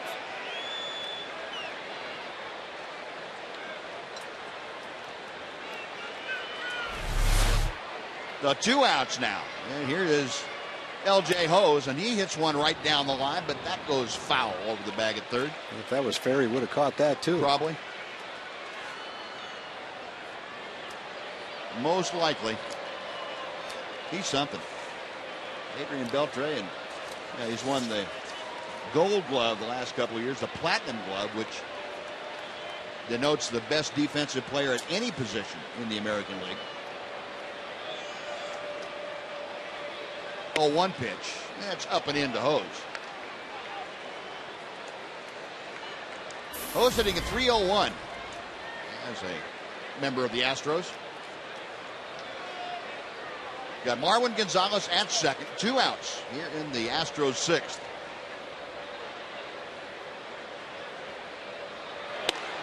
And that fastball tailed back to the inside corner. Good 2-seam action in Holland. The advantage in the count now at 1-2.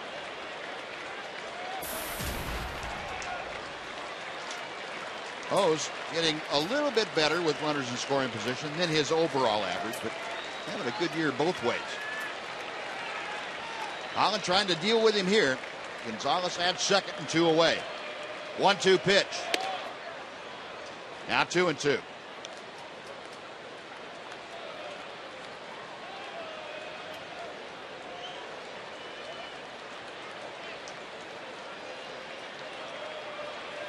A.J. Brzezinski flashing out the series of signs. Derek nods in agreement and sets. Just missed low and in. Tried that comeback fastball again, and the count now has gone full. And you've got L.J. Hose, a right-handed hitter, hitting second, to be followed by another right-handed hitter, Jose Altuve.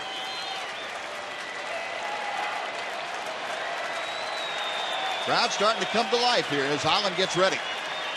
Payoff pitch, inside and low, ball 4. Holland went with a breaking ball, and Hose wouldn't offer. For Holland, the first walk that he's issued tonight. The runner's now at first and second for Altuve.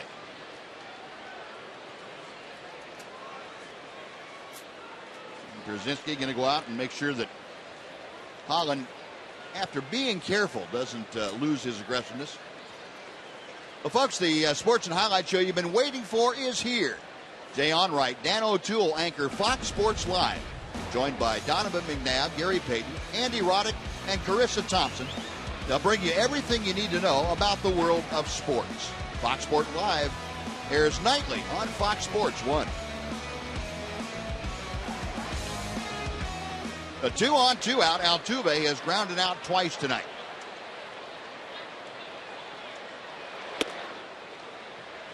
One ball, no strikes. As Holland left that up out of the strike zone.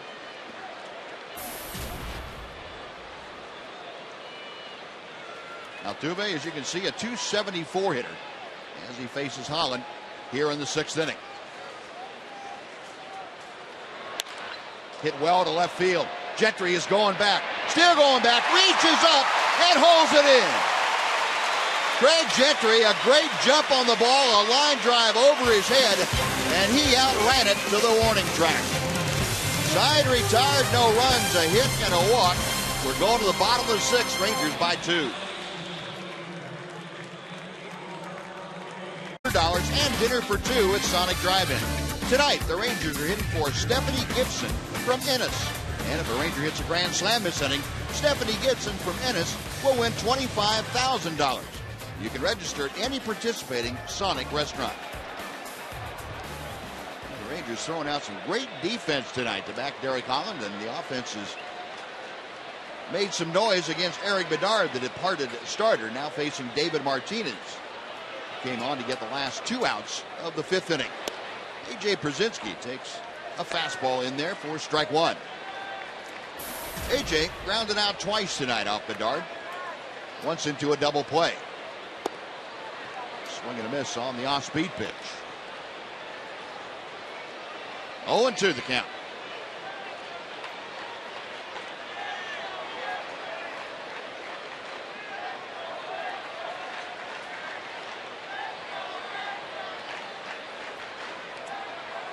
Martinez reading the signs. Well, A.J. tired of waiting, so he backs out.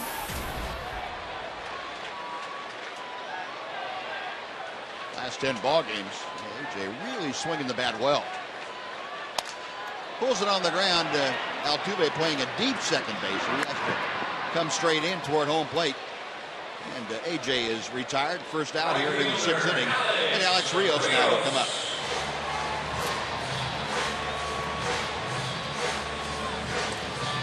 David Martinez, you mentioned, making his major league debut. And throughout the minor leagues, he played 4 years down at the Venezuelan Summer League Astros team before he came over to the United States. The Astros signed him in 2005 as an undrafted free agent.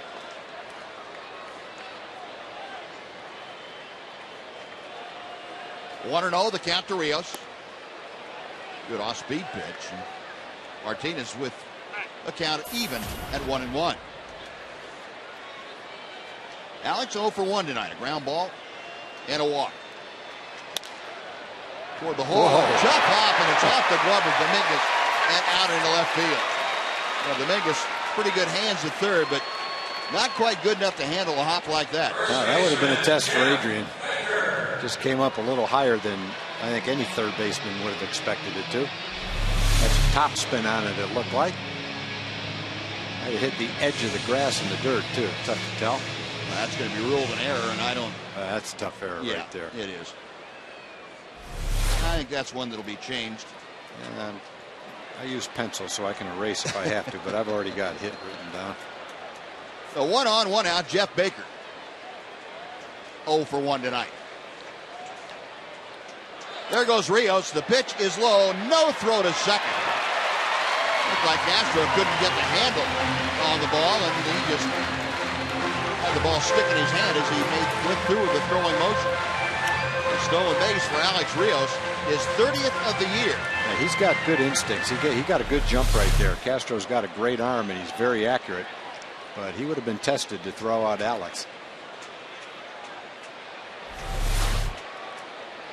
Rios now tied for 4th in the American League with those 30 stolen bases. Pitch to Baker is inside. It's 2-0.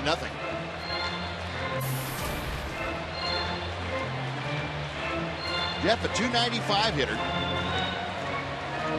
trying to pick up another run for the Rangers. They lead 3-1. This is a ball club in Houston. If you allow them to stay around late in the ball game, you never know what's going to happen. Chopper foul. I think that's pretty much true of young ball clubs. You may be much better than they are on paper, but if you let them stay in the game, keep it a close game until you get in the 6th, 7th, 8th innings, you need to shut them down because any spark can really set them off and they can come back and bite you. 2-1 as Martinez checks second. Chopper foul outside third.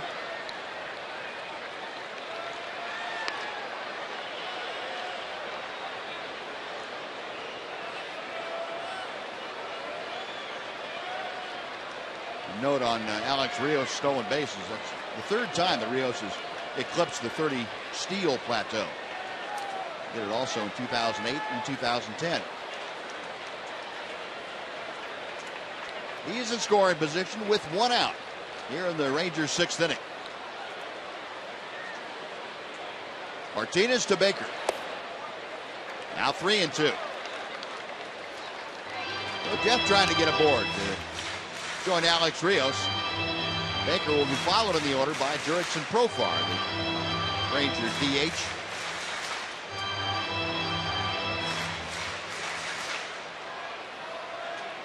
Three balls, 2 strikes.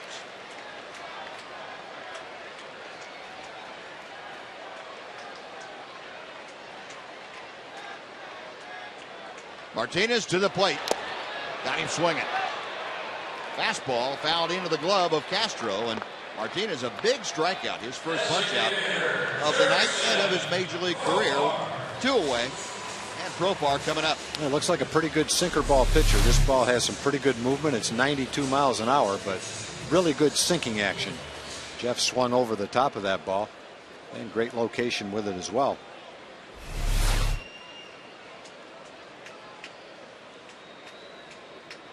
Profar now will try and pick up Alex Rios.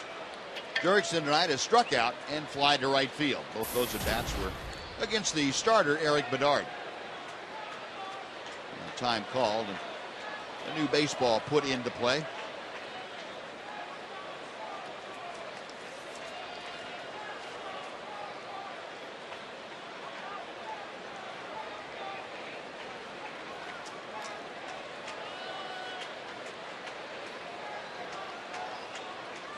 Profar waiting, now batting from the left side of the plate against the righty Martinez. 1 ball, no strikes.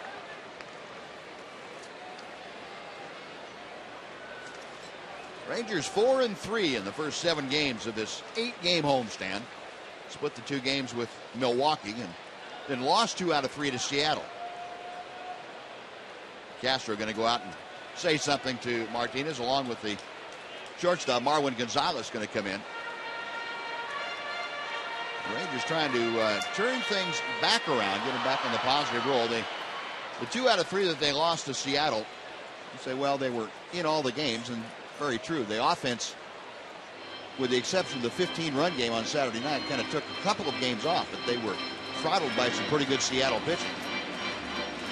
Ron Washington has seen his club, though, win 17 out of its last 21 ball games. This is just the 2nd time that the Rangers have won as many as 17 in a 21-game span.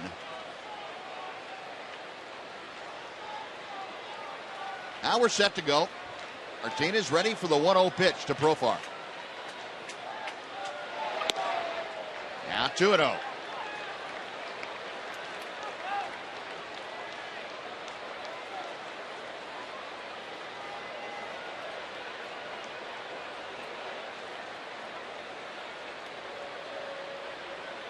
Jurickson waiting patiently as Martinez reads the signs.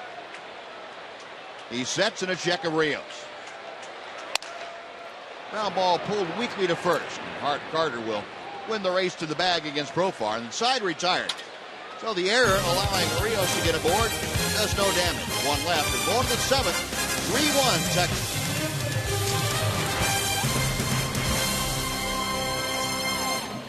Leading 3-1. They have out hit the Astros 5-3. Derek Holland, only one runner to second base since Castro's home run, leading off the second. Meanwhile, Craig Gentry, a solo blast, a walk, and 2 runs scored. So Craig having a big night. His start in left field this evening. Mitch Moreland has entered the ballgame to take over defensively at first base. We just had a scoring change. The error taken away on the ground ball by Alex Rios that went off the glove of Matt Dominguez. That's changed to a hit. Yeah, that's a good call. Yep. So.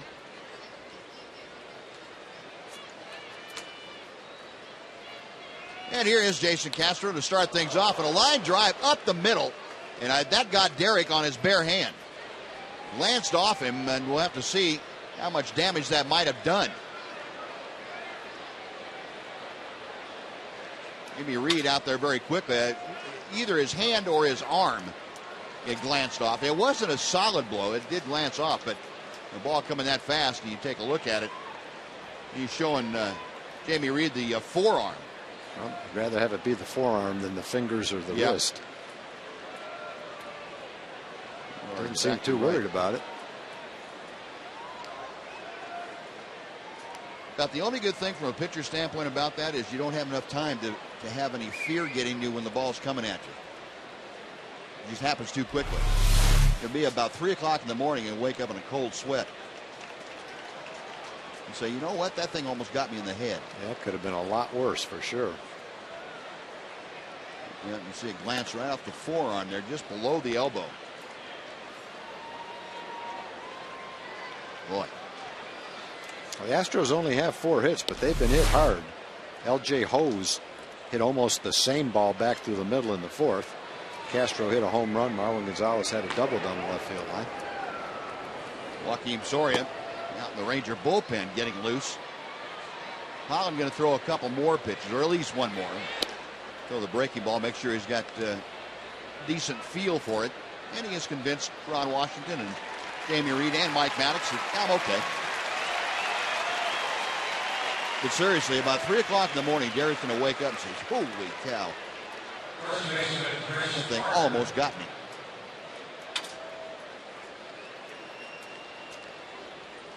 So Castro, the leadoff single. And Chris Carter now coming up. Carter has struck out both times that he has faced Derek Holland tonight. Holland set the first pitch. And he hits the inside corner with that good fastball. Yep, still got 94 miles an hour after 83 pitches.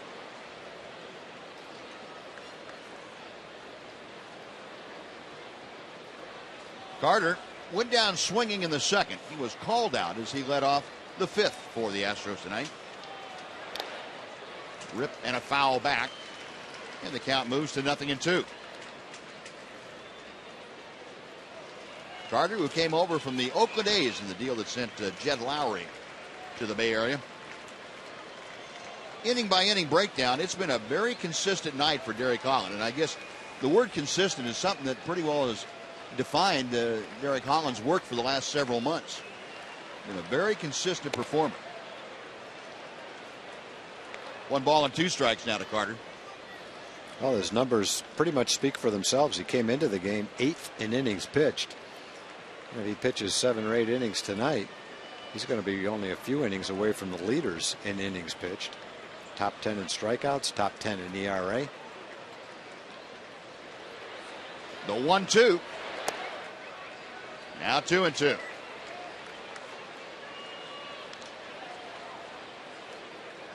Saw the league leaders in the strikeout department, and with 170, Carter out in front of everyone else by a dozen or more. 2-2 the count as he faces Derek Holland. Castro away from first, and the pitch low and inside.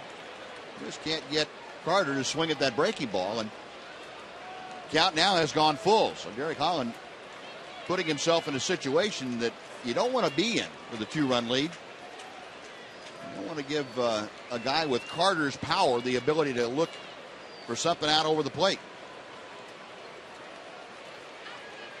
Holland ready. The payoff pitch. Inside, ball 4. And that puts the tying runs aboard. Nobody out here in the 7th inning.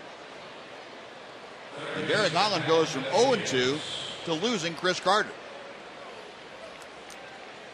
He tried to get the fastball in twice, got it too far in, tried to get him to chase a slider down and in twice, and he didn't even flinch. Had struck him out the first couple of times, once on a really good changeup down and away. That time Carter was patient, earned the walk. Second walk given up by Holland. The second walk on the last 4 hitters, as a matter of fact. So 2 on, nobody out. Matt Dominguez is the hitter.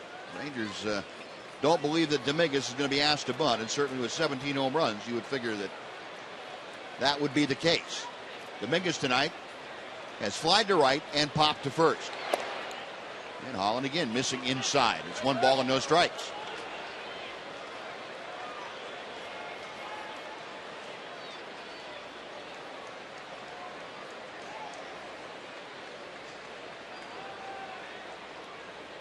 Castro establishing his lead from second. Carter away from first. The 1-0 pitch. 2 balls, no strikes. He's trying to throw in like he's been doing most of the game, but he's just pulling it too far inside 4 straight times.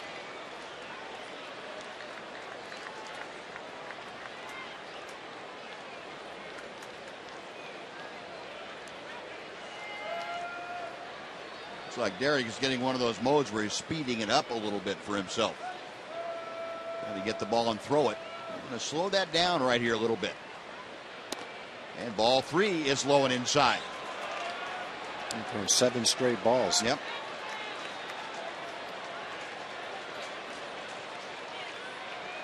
You got to be careful here. Dominguez, no automatic 3-0 take.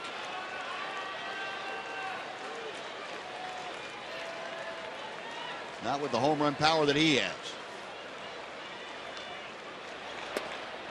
That'll load him up. So a hit and back-to-back walks. 3 Astros aboard. Max Stassi coming up, and he will not face Derek Holland, I don't believe. Ron Washington out there. He has made the call to the bullpen, so that's going to do it for Derek Holland. Driven from the game after the line drive off the bat of Jason Castro, ricocheted off his forearm, and then Derek Holland just completely lost control of the strike zone after getting ahead 0-2 to Chris Carter. So he will lead with a 3-1 lead. The base is full. Nobody out. Joaquin Soria coming on. We'll take a timeout. Be right back after this on Fox Sports Southwest. 1,000 lives. Just 1 pint of blood donated can save up to 3 lives. And fans have saved 200 lives so far, so we only need 300 people to hit our goal. Please come out this Friday to either the TCU Recreation Center in Fort Worth from 6 to 11 a.m. or the Longhorn Harley-Davidson in Grand Prairie from 10 a.m. to 3 p.m. and help us save 1,000. Well, tough job for Joaquin Soria. He's coming in with nobody out and the bases loaded and not much margin for error. Rangers clinging to a 2-run lead. Matt Stassi, the hitter, and Soria misses outside to him to even the count. And a ball and a strike. Probably one of the toughest situations that Joaquin has come into recently with a game on the line. He's had some comfortable outings, but this is a tough one right here. Not much margin for error whatsoever. You got Castro at third, Carter at second, Dominguez at first. Tried the outside corner and just missed it. It is 2-1. Stassi 0 for 2 tonight. He has grounded a third and struck out.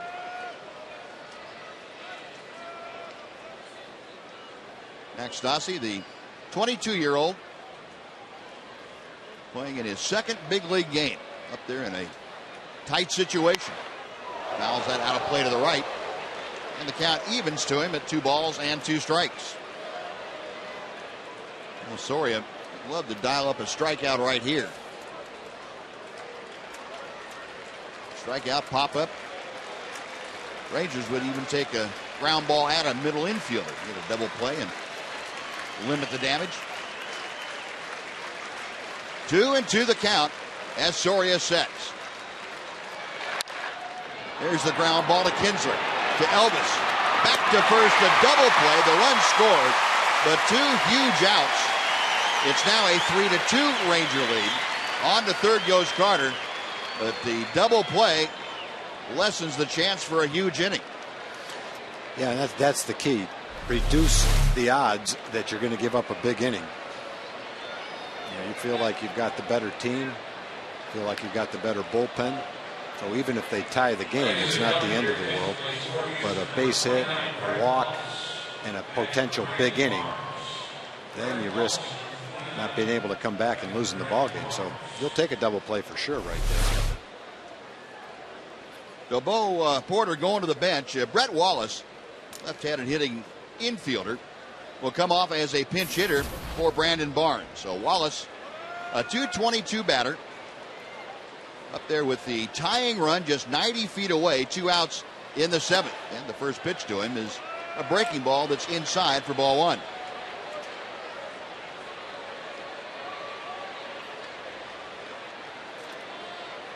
Wallace started at first base in the first game of this series.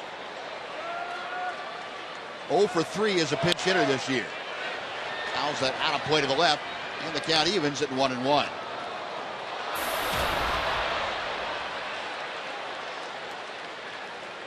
Wallace at .222, so his .277 average, some 50 points higher than his overall average with runners in scoring position.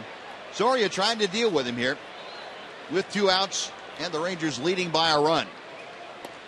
Big breaking ball, and it just missed the inside corner.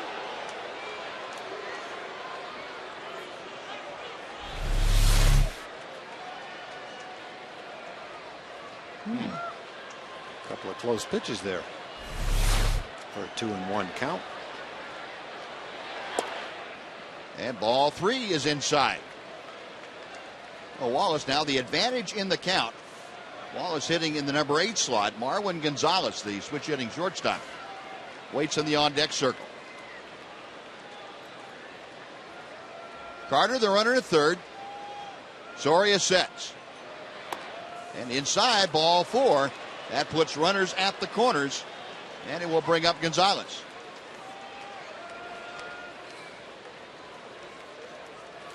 Soria. Well, yeah, Joaquin's being careful. He's thrown 6 out of 10 pitches out of the strike zone, but he threw 1 big pitch to get the double play. Probably looking at Wallace as a little bit more of a dangerous guy. He's got some power than Gonzalez, even though Gonzalez doubled right-handed his first time up. Hasn't hit quite as high left-handed as he has right-handed.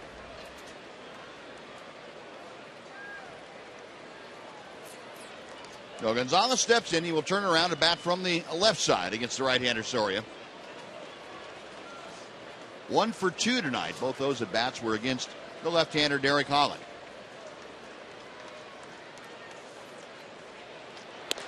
And a strike from Soria. 0-1. Gonzalez at .228. See the Astros .236 for the year. No luck tonight. They have Carter, though, at third base. Chop foul, and Soria now with the 0-2 advantage in the count. So Joaquin trying to shut the door on the Astros here in the 7th inning. And this crowd, nice crowd out here on a Wednesday night, trying to get behind their hometown Rangers. 0-2 as Soria peers in for the sign. The right-hander set. Pitch on the way. Little tapper. Beltre charges, throws, gets him. Adrian Beltre, a difficult play, and he got the speedy Gonzalez by a step. Side retired as Soria comes in and does a good job. A run on a hit and 2 left. Bottom of the 7th, 3-2 Texas.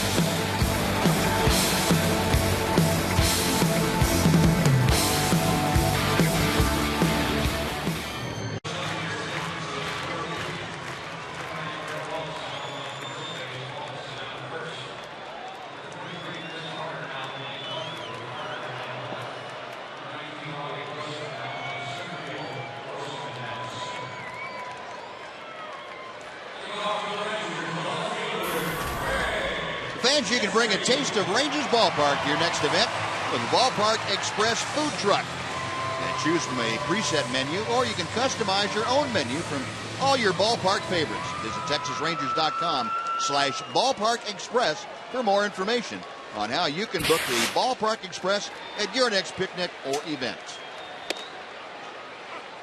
Now it's now a 1-run lead for the Rangers, 3-2. Texas leading, and Craig Gentry starting off the Rangers' 7th inning. It'll be Gentry, Martin, and Andrus to face David Martinez. Pulled into the hole. Gonzalez charges. Quick throw is off the mark.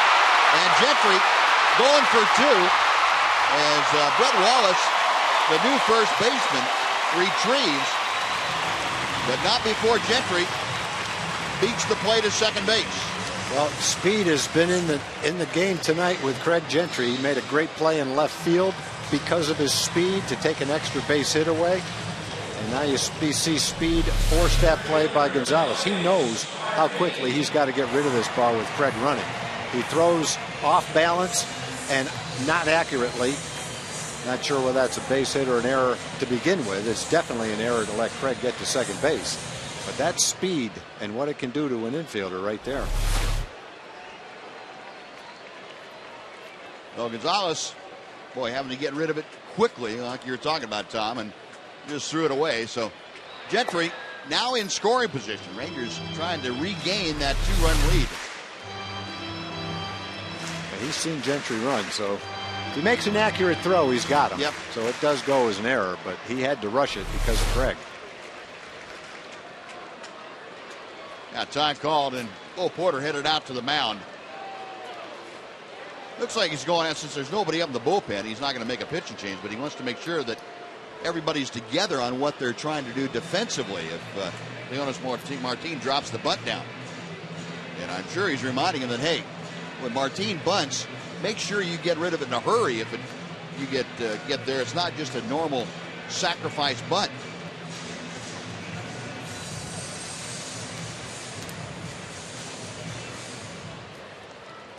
Well, the points that he wanted to make are passed along, and now we'll come back and see what happens. 1 ball, no strikes to count.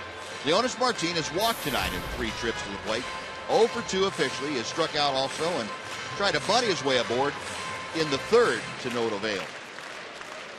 We'll pick you up with the rest of the defensive changes here in just a moment. Wallace, the first baseman, creeping down the line from first. Good bunt down the 3rd baseline. Going to be a tough play for Martinez. Now Altuve covering.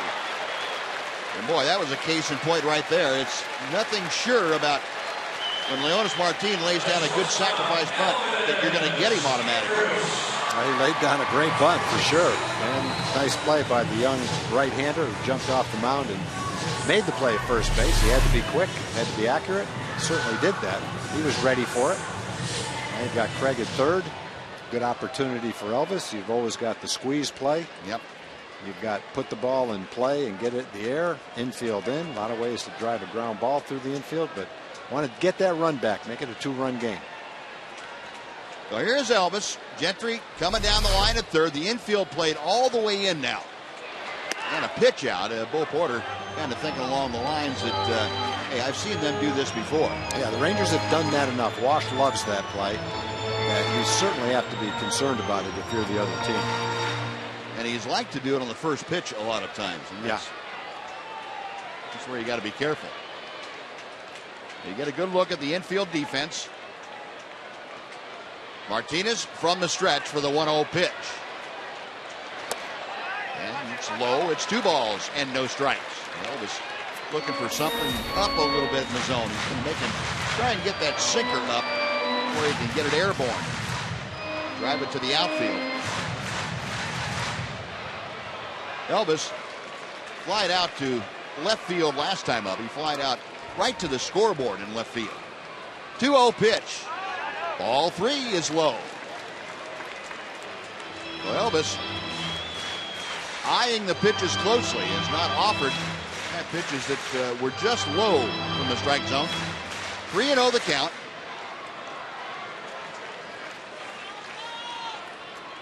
See if Martinez can throw him a strike.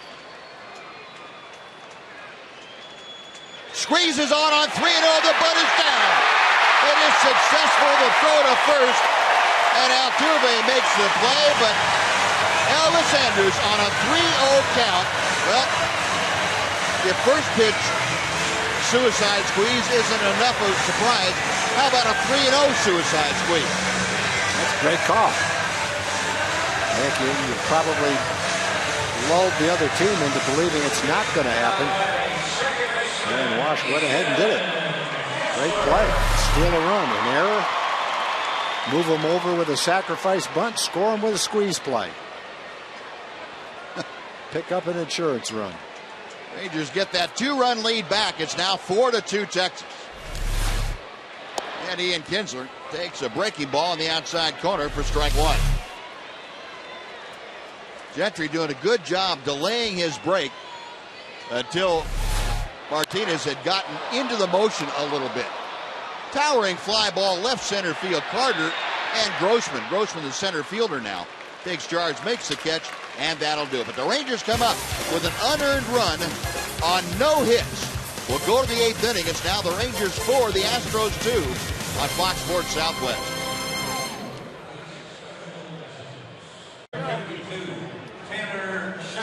Welcome back to the ballpark. Buzz and Tom, time for the Progressive Fan of the Game. We have a couple of big-time Ranger fans come all the way in from Japan, Uban Yubasa, and they came here actually to the ballpark in Arlington 1 hour before the game started. They flew in, and you guys actually thought who was starting tonight? You, Darvish? Okay, instead you got Derek Holland. He wasn't bad. Yeah, he was really good. All right, not bad. And understand, here's the bag. Everything else is in the bag for you. Congratulations, Ranger fan of the game. Does Yubasa always smile the whole game? Has he been smiling the whole game? Sleeping the whole game. Okay, the whole game. There we go. All right, well, he's a happy Ranger fan. These guys having a good time. Anything else you like to say? Darvish, gambare. What does that mean? Go, Darvish. There, go. All right, he's pitching when, though? Saturday. All right, good to have you out here. All right, Noxie. The Rangers leading 4-2 now. Tanner Scheppers has come into the ballgame to take over in the 8th inning. And immediately, Robbie Grossman, the number 1 hitter in the order, leads off with a single to center field. He had a bullet right back through the box. So Grossman reached Scheppers with that base hit. 1 on, nobody out.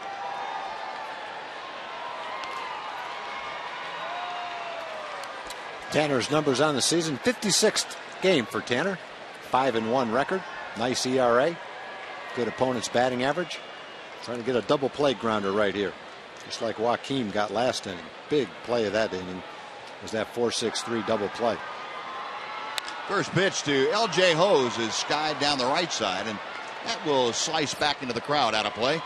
It is 0-1. Hose tonight 1 out of 2. Walked his last time up after singling in the 4th inning. Rangers 4 runs on 6 hits. They have played error-free baseball. Astros 2 runs on 5 hits. They've committed a pair of errors. Scheppers, a long look at Grossman. And the pitch. And Hose got fisted. Fouls that one back over the screen. It's 0-2.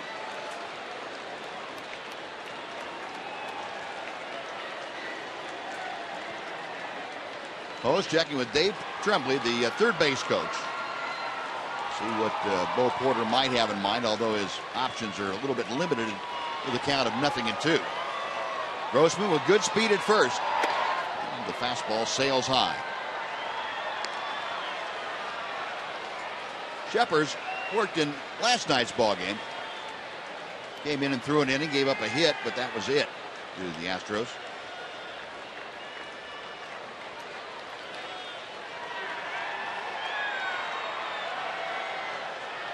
Back to the plate he comes. Fouled away. Still a ball and 2 strikes. Last night, Ho's against Tanner Scheppers flied out to right field.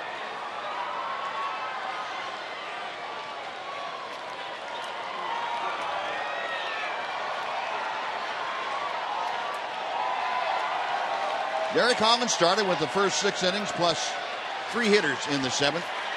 Joakim Soria came on, and now Scheppers on the 8th.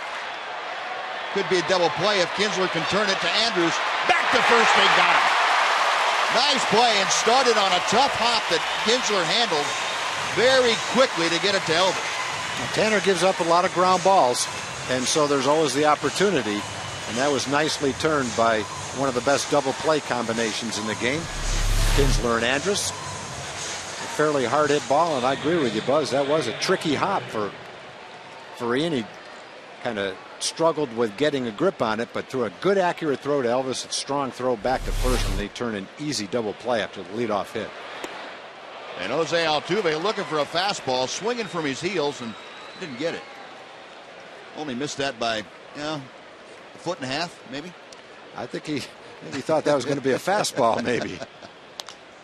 And he dunks one into right field. Coming on Rios, he can't get there. And Altuve aboard with the 2-out single. And all of a sudden, boy, that double play looks bigger and bigger. Not that that would have happened had the double play not been turned, but you feel a lot better about it anyway. Time for a Mazda game break here before Castro comes up. Here's Dana Larson.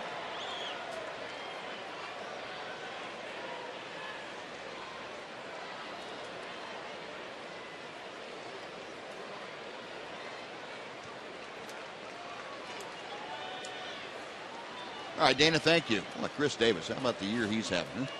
Pretty amazing. 46 home runs. Wild card standings, Tampa Bay now a 1.5 games up on Oakland.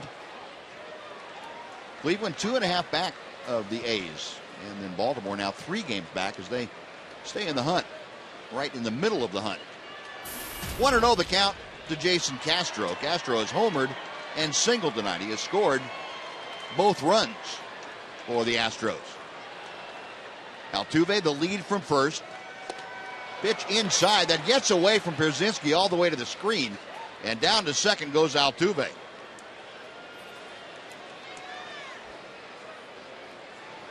Now you've got Castro, a .270 hitter with a couple of hits in the game, swinging the bat pretty well. Now you have first base open, but it's the go-ahead run. Tanner just not even close with that fastball. And you've got Carter, the next hitter, who's a little bit prone to the strikeout. And we'll see which way they decide to go. And it's a great hitter's count right here at 2-0.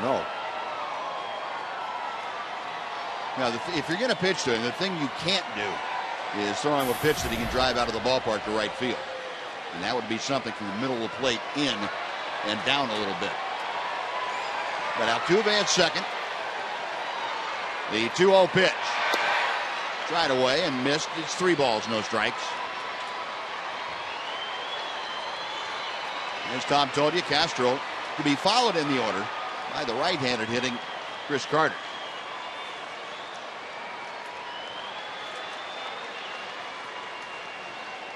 Scheppers 3-0. Ball 4. You know, a walk that really after the wild pitch didn't make much difference. Mike Maddox going out to the mound. Yeah, after the double play and then the curveball that Altuve missed by a foot, you're feeling pretty good. But then he threw him another curveball, and Altuve just hit it right off the end of the bat and blooped it in. And now you got a little bit of a situation going on. Yep.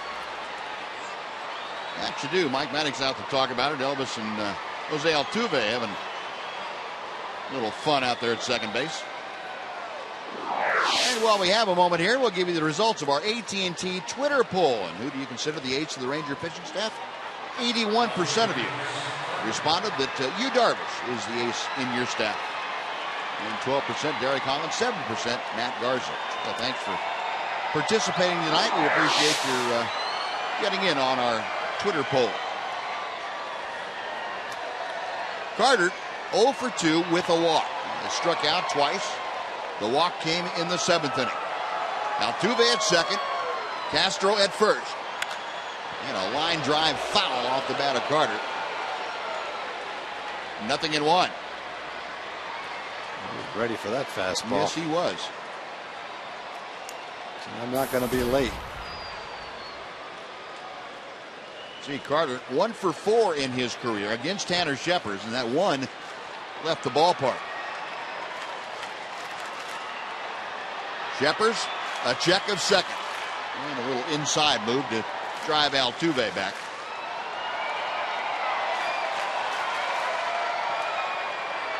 (4-2) Rangers, but the Astros have the tying runs aboard here in the 8th inning.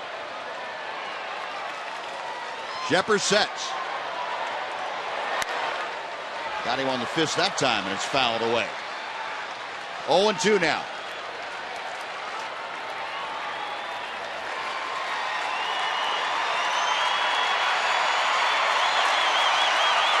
Crowd of 38,699.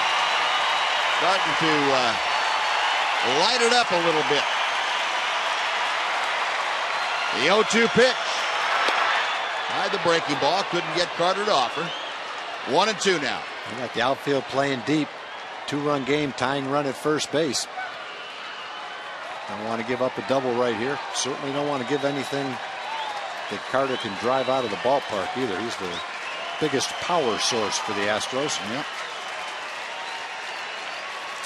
Scheppers started into the stretch motion and decided to step off. A ball and 2 strikes. 2 on, 2 out. Scheppers. OK's the sign. The right-hander's ready. That gets away from Pierzynski. Down to third goes Altuve. As AJ looked like he had that ball just go off the heel of his glove. Yeah, fortunately, Castro stayed at first base, so the tying run is at first and not second right now.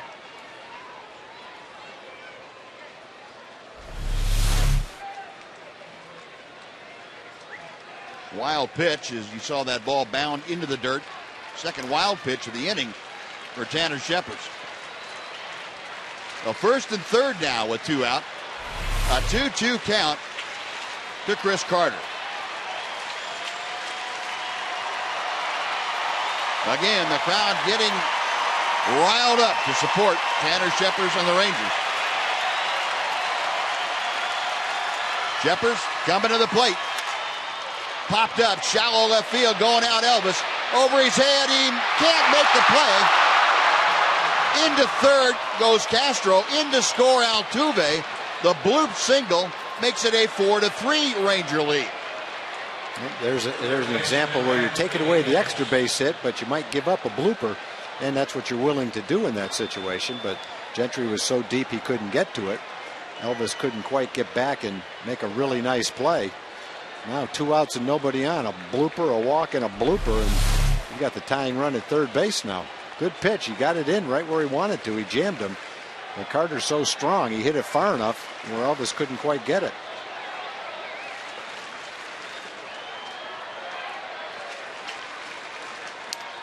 So still runners at first and third. A 1-run Ranger lead. Here is Matt Dominguez, who is 0 for 2 tonight. Hitting with a pitch. That's going to load him up for Max Stassi.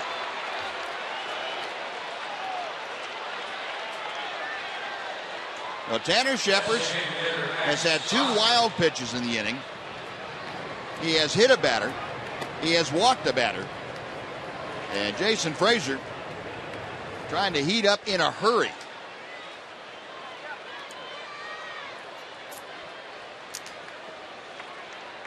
Scheppers, as we mentioned last night, in an inning of work, gave up a hit, and that was it. And a breeze through the Astros. Tonight, a little different story. He is in jeopardy now of coughing up the lead. This is a situation he sure didn't expect after the double play. 2 outs and nobody on. Stassi 0 for 3 tonight. And he gets hit by a pitch. And that's going to tie the ball game. Well, that hit him hope it hit him in the shoulder, but I think it hit him in the head. Well, Max Stassi not able to get out of the way, and that's the last thing you would expect. Even with the previous hitter, Matt Dominguez, hit by a pitch. That pitch really boring its way in on Stassi. And it looked like it did get him on the shoulder, but caromed off and may have gotten him in the face. Bo Porter immediately out there along with the trainers for the Astros. Umpire and crew looking on, and the trainer putting that towel up to Max Stassi, and we certainly hope he's okay. It's kind of a shocking turn of events right here. Tanner just completely has lost his command. He's had a walk, 2 hit batters, 2 bloopers.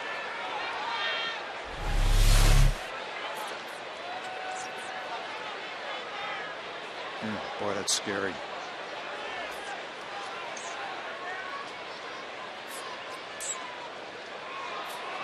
He just did get a piece of the helmet and caromed off and kind of glanced off his nose, and that, oh, man. So that brings the tying run across. It is a 4-4 game. And with the time now being taken to get someone to come in for Max Stassi and attend to Max Stassi, Jason Frazier has a chance to get loose in the bullpen if Ron Washington would choose to go out there. Well, Stassi is the DH. They only have 3 bench players. Wallace has already come into the game. Jason Frazier is loose by now if Wash needs him. The other 2 players, Jake Elmore, a right-handed hitter, and Jonathan Villar is a switch hitter. Those are the choices that Bo Porter would have. Taking his time here to figure out who is going to come into the game as the runner at first base.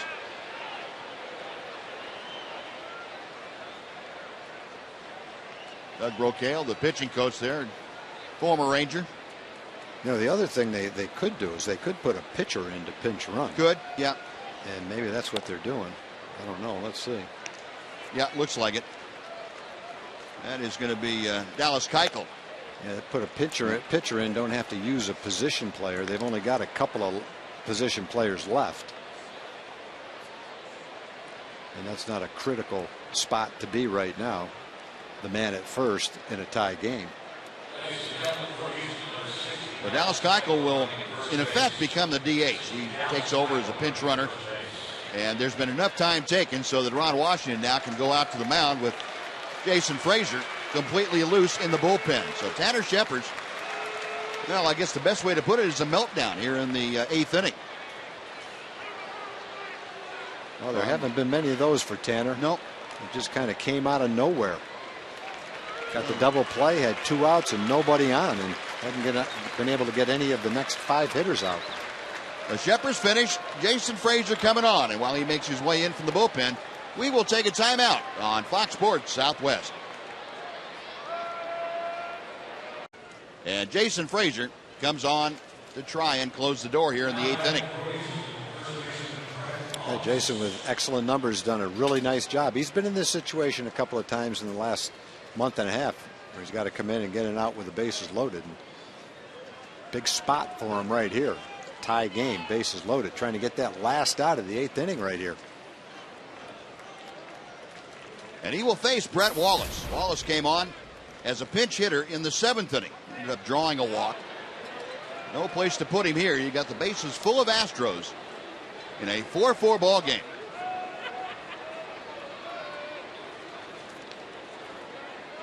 Frazier reading the signs from A.J. Pierzynski.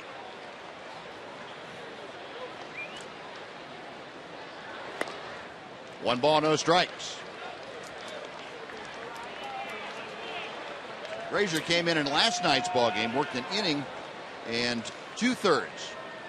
Came on to replace Travis Blackley, who worked the first 4, and Frazier gave up a hit to the first man that he faced and then retired the next 5, excuse me. 1 ball, no strikes. Fouled away by Wallace.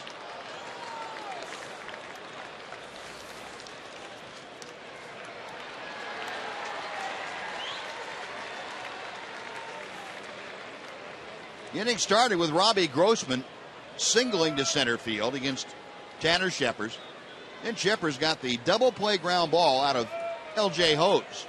That looked like things were going to be pretty well in hand. And then it unraveled. Pop fly, foul territory, third base line, and back out of play as Gentry and Beltre in pursuit can't get there. It's now 1-2. After the double play, a little bloop by Jose Altuve. Then a pair of wild pitches ensued, and Castro drew a walk. Then a bloop single by Chris Carter made it a 1-run game. Then back-to-back hit batters. Matt Dominguez first and Max Stassi second by Tanner Scheppers. And that tied the ball game as Stassi's hit by pitch came with the bases full.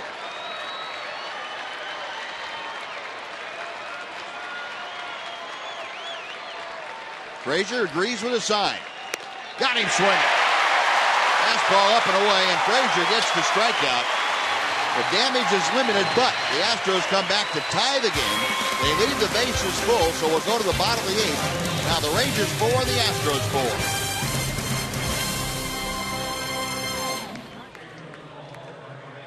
4. Also will be interesting to hear from Ron Washington and the key players in this game as well, and we'll get you ready for the upcoming road trip. That's all coming up on Rangers Live, presented by Esurance. Buzz. All right, Dana, thank you very much. We will hopefully have a rally here in the next inning or two by the Rangers and get another W. Kai-Jen Lowe is the new pitcher on hand here as David Martinez works very effectively through the 2 2/3 innings that he had tonight. Yeah, good numbers for Lowe. We saw him pitch an inning in Houston, and he's got a good arm. So Lowe facing Adrian Beltre to begin things. First ball swinging is popped up. Shallow center field. Going out, Altuve still going out. Makes the over-the-shoulder catch for the out. Nice play by the Astros second baseman. Yep, stayed with it, kept his eye on the ball. Was able to make a nice back-to-the-plate catch. So when Omar Vizquel would flip his hat off so the bill of his cap didn't impede his sight. Saw him do that in Houston last year he was with the Rangers. Good concentration to make that play.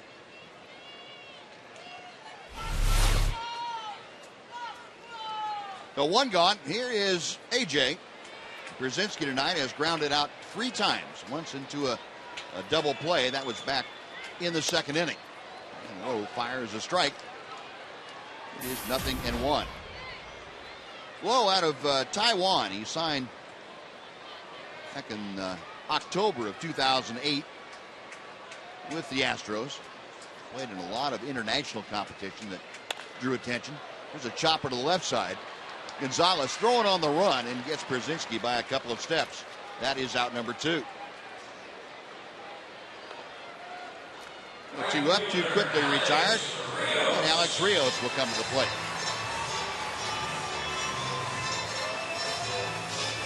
Rios 2 for 3 tonight, or 1 for 2, with a walk.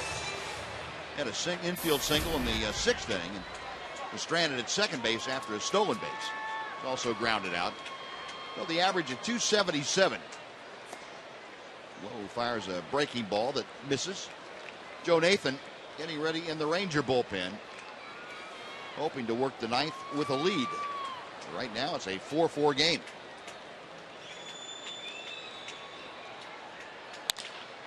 Off the end of the bat out toward Altuve. Skimmer stays down. He takes care of it. And Kai-Jen Lowe has a very quick and easy 8th inning. Rangers gone in order. We're going to the 9th in Arlington. It's the Rangers 4, the Astros 4.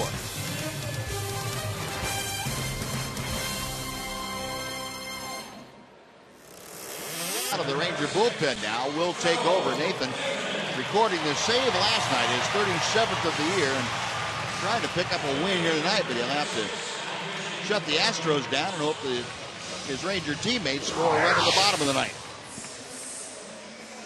Well, Joe's excellent numbers. Got a save the other night. Trying to get a win tonight. Saved last night, as a matter of fact. Well, Nathan will work to the bottom of the order to start things off. That'll be Marwin Gonzalez, the shortstop. Gonzalez, then back to the top of the order for Robbie Grossman and L.J. HOU. Last night's ball game, Nathan came on and faced Castro, Carter, and Dominguez, the middle of the Astros order. Gonzalez 1 for 3 tonight. Had a double back in the 6th inning. Other than that, he is flied out and grounded out. Nathan's first pitch of the 9th inning. Off the end of the bat to Beltre. 1 out.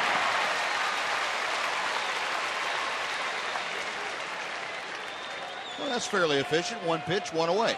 Yeah, the last 4 outs in this game have been relatively easily hit. Lowe had 3 easy balls to handle, and Joe's off to a good start. 1 pitch, 1 little tapper to third base. Now Robbie Grossman. Grossman singled his last time up. That was how the 8th inning started off against Tanner Shepard, but he was erased on a double play ground out. It looked like things were going to be pretty easy sailing, but it was anything but for Tanner Shepard. Eventually the Astros tied the ball game. That's where we stand now in the 9th inning. Now Grossman hitting at .265. He has extended his hitting streak. Fouls off that next pitch. Got a pretty good piece of AJ's mask and helmet. Grossman now a 9-game hitting streak going. He has been a force for the Astros since coming back to the big club after his 2nd tour of duty at AAA.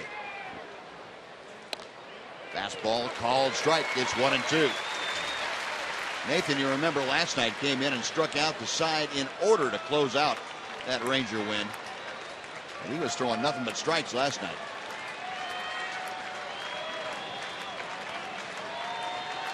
The 1-2 pitch. 2-2 to Grossman.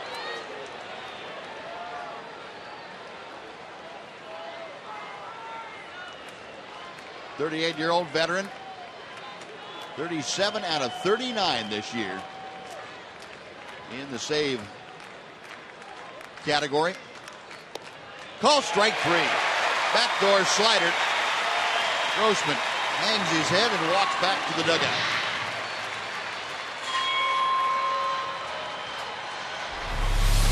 We'll take a look at it. And that looked like a good pitch. Cut right back into the strike zone. Definitely a strike. Tough pitch to hit, though. You think it's going to be outside, and then right at the end, it just darts in and catches the corner. It's tough to start your swing and be ready for that one. L.J. HOU takes the first pitch inside for ball 1. HOU, we mentioned that double play ground ball in the 8th inning. Now he is 1 for 3 other than that. Chopper up the ladder goes Beltre. It's over his glove into left field for a base hit. Well, Adrian went up as high as he possibly could and needed another glove on top of the one he had.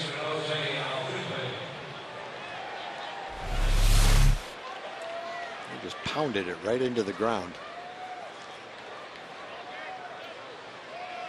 How much did he miss it by? Just that much.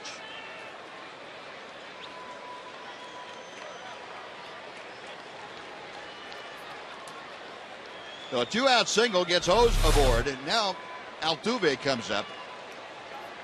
Jose Altuve singled with 2 outs to start that 2-run uprising in the 8th inning.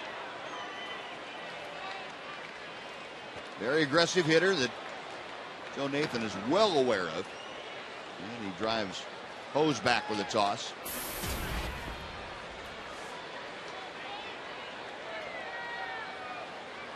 Altuve was in an 0 for 7 streak before that bloop single to right field in the 8th.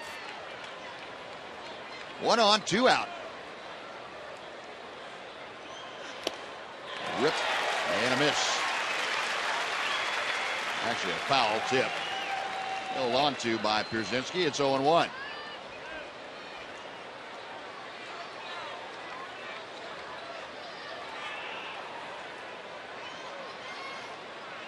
Nathan trying to work around that 2-out single. Get the ball club back to the bench, let him score a run in the 9th inning, and walk out of here with a W.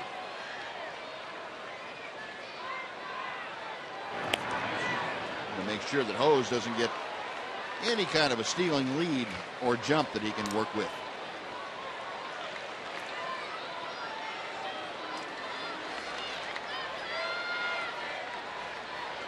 Hose 4 out of 5 in his 20 games now with the Astros, so he does have some speed to work with.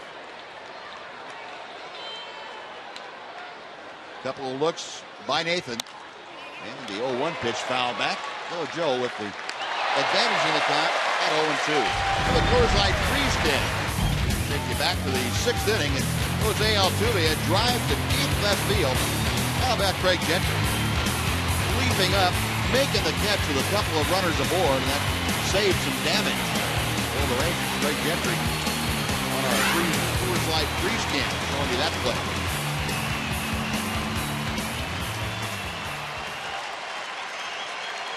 Oh, 0-2.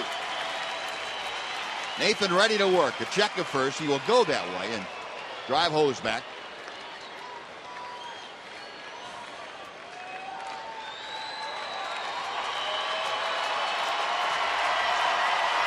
Chuck Morgan, the director of in-park entertainment, imploring the crowd to make some noise. Get up and get them going here in this top of the 9th inning. 0-2 pitch. Couldn't get him to go up the ladder quite that high. It's 1-2.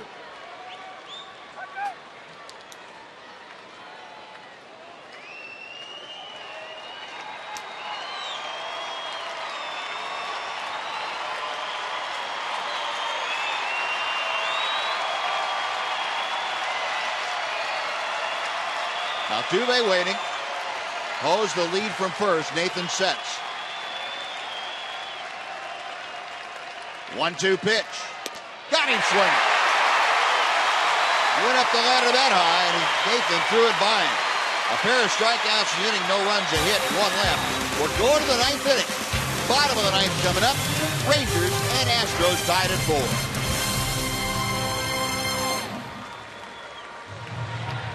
On Fox Sports Southwest. It's brought to you by your Texas Ford dealers.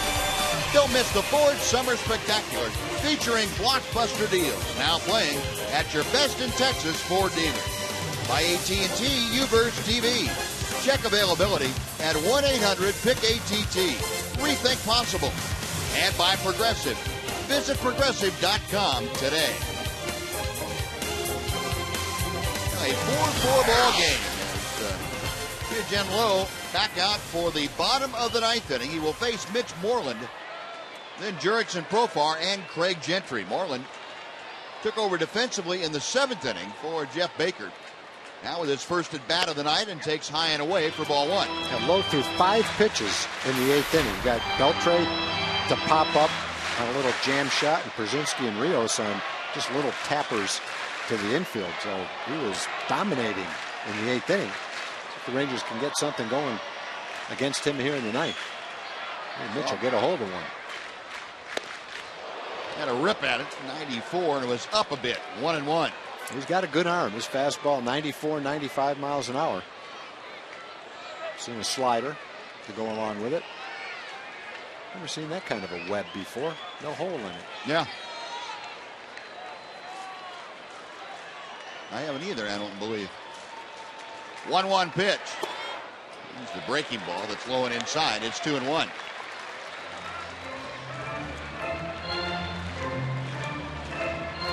Lowe had a very simple 1-2-3 inning, as Tom mentioned. He had a pop-up and a pair of groundouts.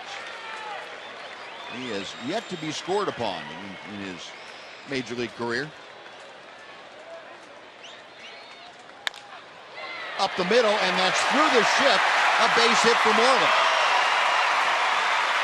Grossman over to cut it off, and with Altuve playing in shallow right field, well around to the right. Mitch Moreland just hit a ground ball that would normally be at the second baseman. Yeah, and you know that shift works depending on where the pitch is. But you know, a guy's throwing 95 miles an hour, you might not be able to pull it quite as easily. A pinch runner. Adam Rosales is going to run.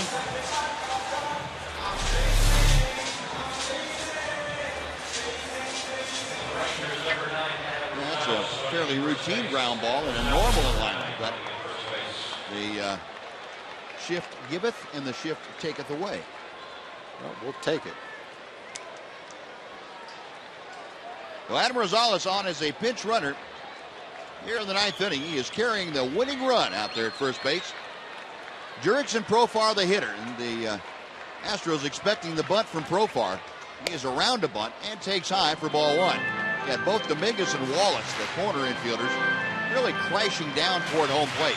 Yeah, if he slaps one toward third, he can get a double. He's second and third if he can get it by the third baseman as close as he was. He slaps one toward third. Dominguez is going to have a heart attack as close as he was. He'll duck, go right by him. Low set, a check of Rosales at first. Again, the corner men coming down. The pitch low and inside. It's 2 balls and no strikes. Well, sometimes in this situation where it's definitely a fastball count, might change from the bunt to a hit and run, do something a little different. See which way Wash decides to go. Wash is not always conventional. Yep. Well, one thing you'd be pretty sure of in this count, 2-0, they're not going to pitch out. No, they're not going to do that. You got both cornermen coming down. If Jurickson can slap the ball, he's got all kinds of holes to work with. And he takes high, no bunt shown, but it's 3 balls and no strikes. So Lowe really working himself into a hole, and Bo Porter knows that. Standing on the Astros dugout, top step of the dugout, there's not much he can do about it.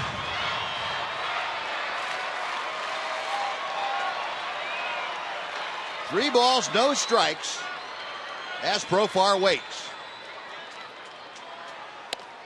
A strike makes it 3-1. Well, now we'll see what Washington decides to do.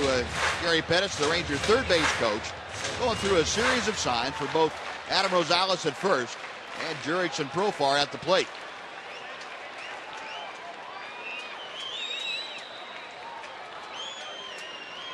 Low sets, a check of Rosales.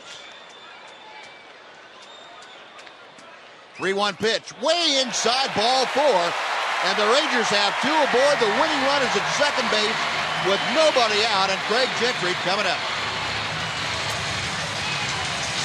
Another bunt situation, you would think, with the top of the lineup coming up. Craig's a pretty good bunter. Puts a lot of pressure on the infielders to make a quick play the way he can run as well. The whole infield now coming into the mound, and Doug Rosales is going to go out and make sure that the defense that they want to run is the one that the infielders are aware of. This is not the time that you want to have infielders forgetting which sequence of bunt defenses you're going to go through. Rosales out there to talk to his entire infield, plus the catcher. And Ron Washington with Jackie Moore. And I don't care what they do. If we execute, we're going to be okay. So a base hit to open the inning by Mitch Moreland. And then a walk to Profar. Now Craig Gentry, who has been aboard all 3 times tonight. He has homered, he has walked and scored a run. He has reached via an error and scored a run.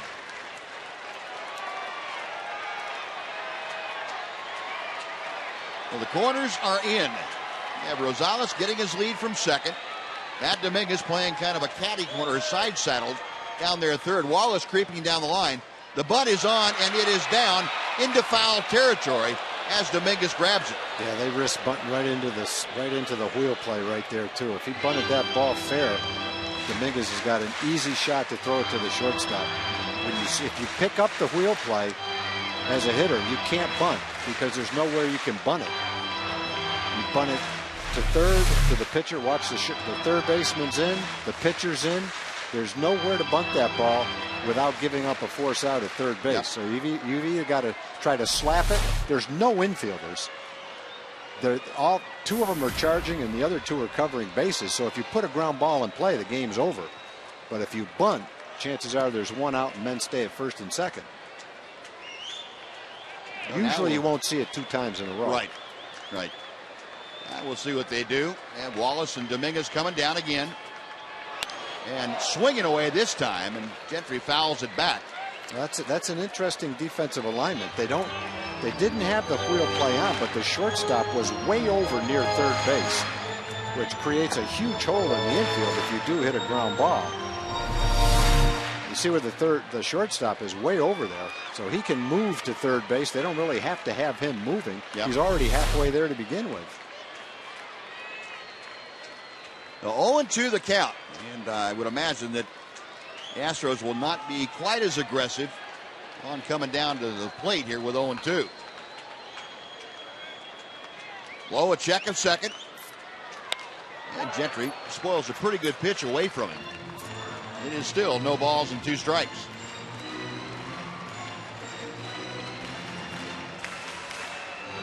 Derek Holland, no decision after 6 good innings tonight. Gave up 2 runs on 4 hits, 3 walks, and 5 strikeouts. But Derek kind of lost his command there as well. Walked 2 batters to load the bases in the 7th inning. The command out of nowhere, lack of command out of nowhere has hurt a couple of Ranger pitchers tonight. Lowe's 0-2. Couldn't entice Greg Gentry to go after that breaking ball, and it's 1-2. Throw a wild pitch right here, and you accomplish moving the runners to second and third without an out.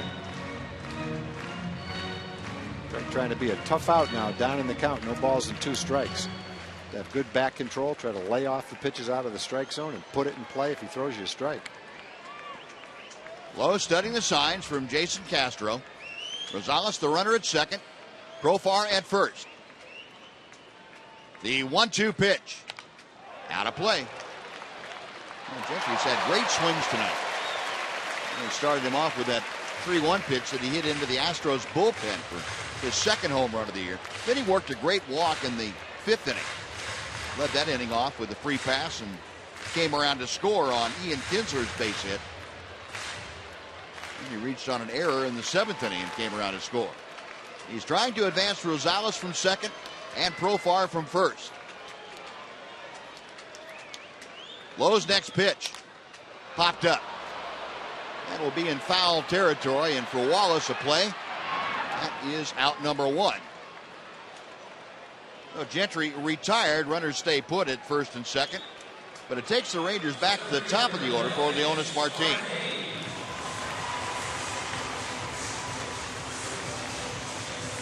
The Lowe gets a very big pop-up. The first out of the inning. Martin coming to the plate 0 for 2 officially tonight. He has struck out and grounded out trying to bunt his way aboard. Then the next 2 times up he walked and had a sacrifice bunt.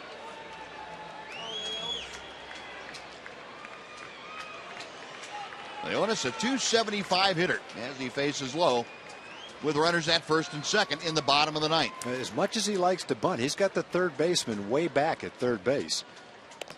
And you beat out a bunt right here. And you load the bases with only 1 out. Generally, the third baseman's playing way in to take the bunt away from him. He's playing back because he doesn't assume that he's going to bunt in this situation. He's also got Wallace, the first baseman, playing way back. Yeah, he can bunt and beat it out right here. 1 ball, no strikes. Lowe is set. Ball 2 is high. And he also line a base hit to left field and win the game, too. Yep.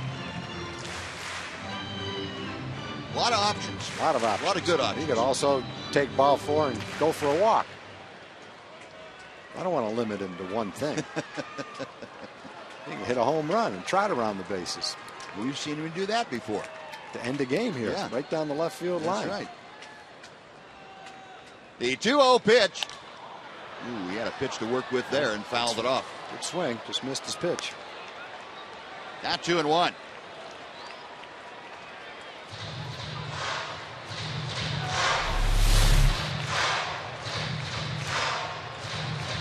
there to drive into left center field. Good swing. Yeah. Pitchers know when you get a good pitch to hit. Sure do. Matt Garza flinching. Yeah, he knew that was a good one to drive to the outfield right there. Low, a long look in. Now the right-hander is ready. A check of second, the 2-1 pitch. Outside, 3 balls and a strike. Big hitter's count right here. He's got to throw your fastball, and he's got to throw a strike. Adrian Beltre and company looking on, and they're getting ready to celebrate. They want to be able to do that. Elvis Andrus would like to be able to celebrate too here momentarily. 3 balls, 1 strike, 2 on and 1 out.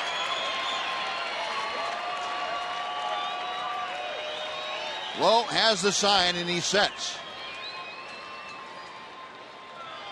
The pitch on the way. Fouled back. Oh, good rip. And a fastball, and the count has gone as far as it can go now, 3-2. You've had a couple of pitches to hit and fastball counts, and you got a shot at another one right here. Cash in this time. Eugen Lowe in a predicament. He had a very quick and easy 8th inning. Got a leadoff single here in the 9th, then a walk. A pop out later. He's got 2 on and 1 out. Rangers with a winning run out at second base in a 4-4 game. Right-hander's payoff pitch on the way. Outside and high, ball 4. And that'll load him up with Elvis coming to the plate. Well, he missed a couple pitches to hit, but he worked the walk, and you're still in pretty good shape right here. You got a contact hitter at the plate, bases loaded. They have to play the outfield in. Great opportunity for Elvis.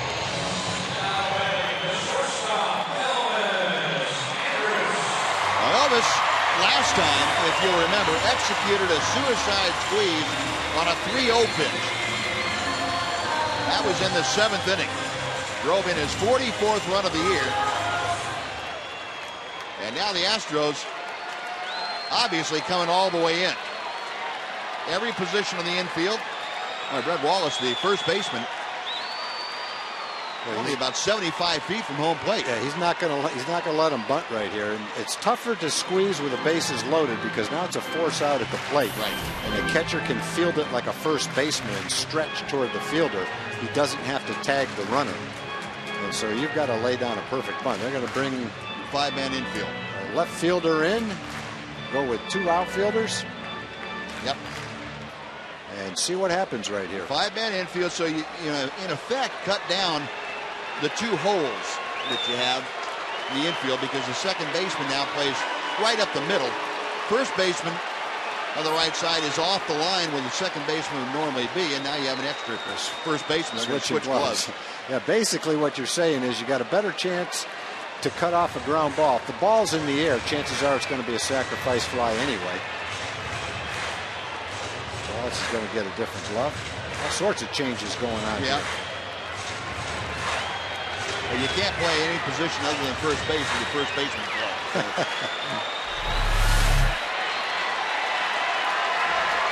Change gloves. I'll help you out. Yeah, there you go.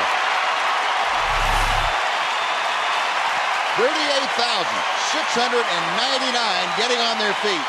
Bases loaded. Elvis at the plate. 1 out. Bottom of the 9th inning. A 4-4 game. Breaking ball outside. Ball 1. He wanted that. He wanted to get ahead with a breaking ball. Now, a little bit perturbed out on the mound. Yeah, that's a big call for him right there. Get ahead with a breaking ball. You can throw anything you want. Well, it could have been a strike. Now it's 1-0. Might be locked into a fastball right here. Low from the stretch. The 1-0 pitch. Fly ball left field. Should be deep enough. Rosales tagging. Grossman with a catch. Here comes Rosales. Here comes the throw. The slide. He's safe. And the Rangers walk off on a sacrifice fly. They complete the sweep of the Astros 5-4. And it is mayhem out of the infield.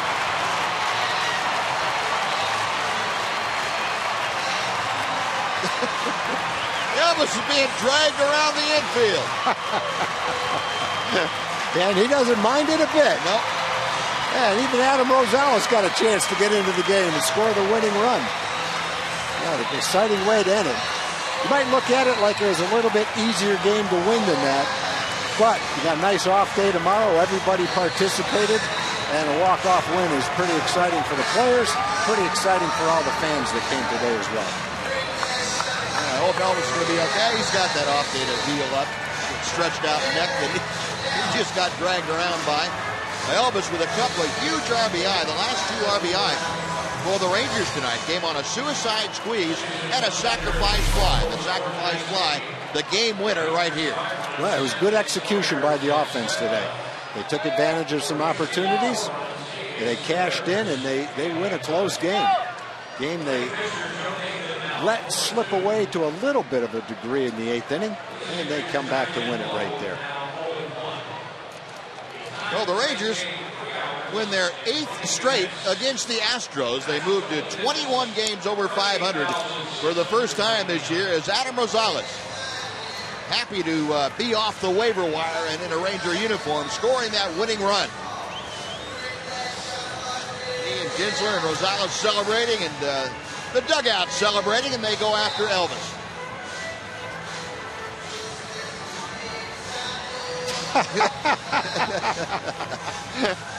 Who was that pulling him? I don't know. We'll find out. Martinez pulling him. He's pretty strong to be able to pull a 200-pound dead weight. Drag the infield with him. Let's go down to Ali Lucia with Elvis Andrus. Ali? Elvis, a big win for this team and a big walk-off win for this team. Walk us through that last play. It was, I was trying to look for a pitch that I can drive. They were playing me in, and I knew I didn't try to do too much. Just trying to see a pitch up in the sun and trying to put a good swing, and that's what I did. A sweep for you guys of the Astros, but also a suicide squeeze for you in the 7th. Can take us through that pitch and that play. That's the way we play. I think that we're always gonna be ready for any situation, any moment, and it was kind of weird a little bit. First time that I do a squeeze play with 3 balls and no strike, but you got to do everything you're capable to do every single day to help the team to win. What is it about this team that you guys seem to find all different ways to win any night of the week? That's the way we play. I think that we play with heart. We play inning by inning. We're not gonna take any game for granted. I think from now on, every game is super important.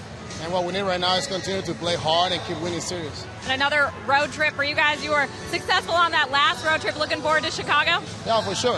It's a tough play for us, but the way we're playing right now, the momentum that we carry right now, it's going to be huge. I think that we can continue to play the same way, be aggressive, pitch the way that we're doing, and play good defense. We're going to be in a good shape. Thanks, Elvis. Enjoy the day off. Thank you.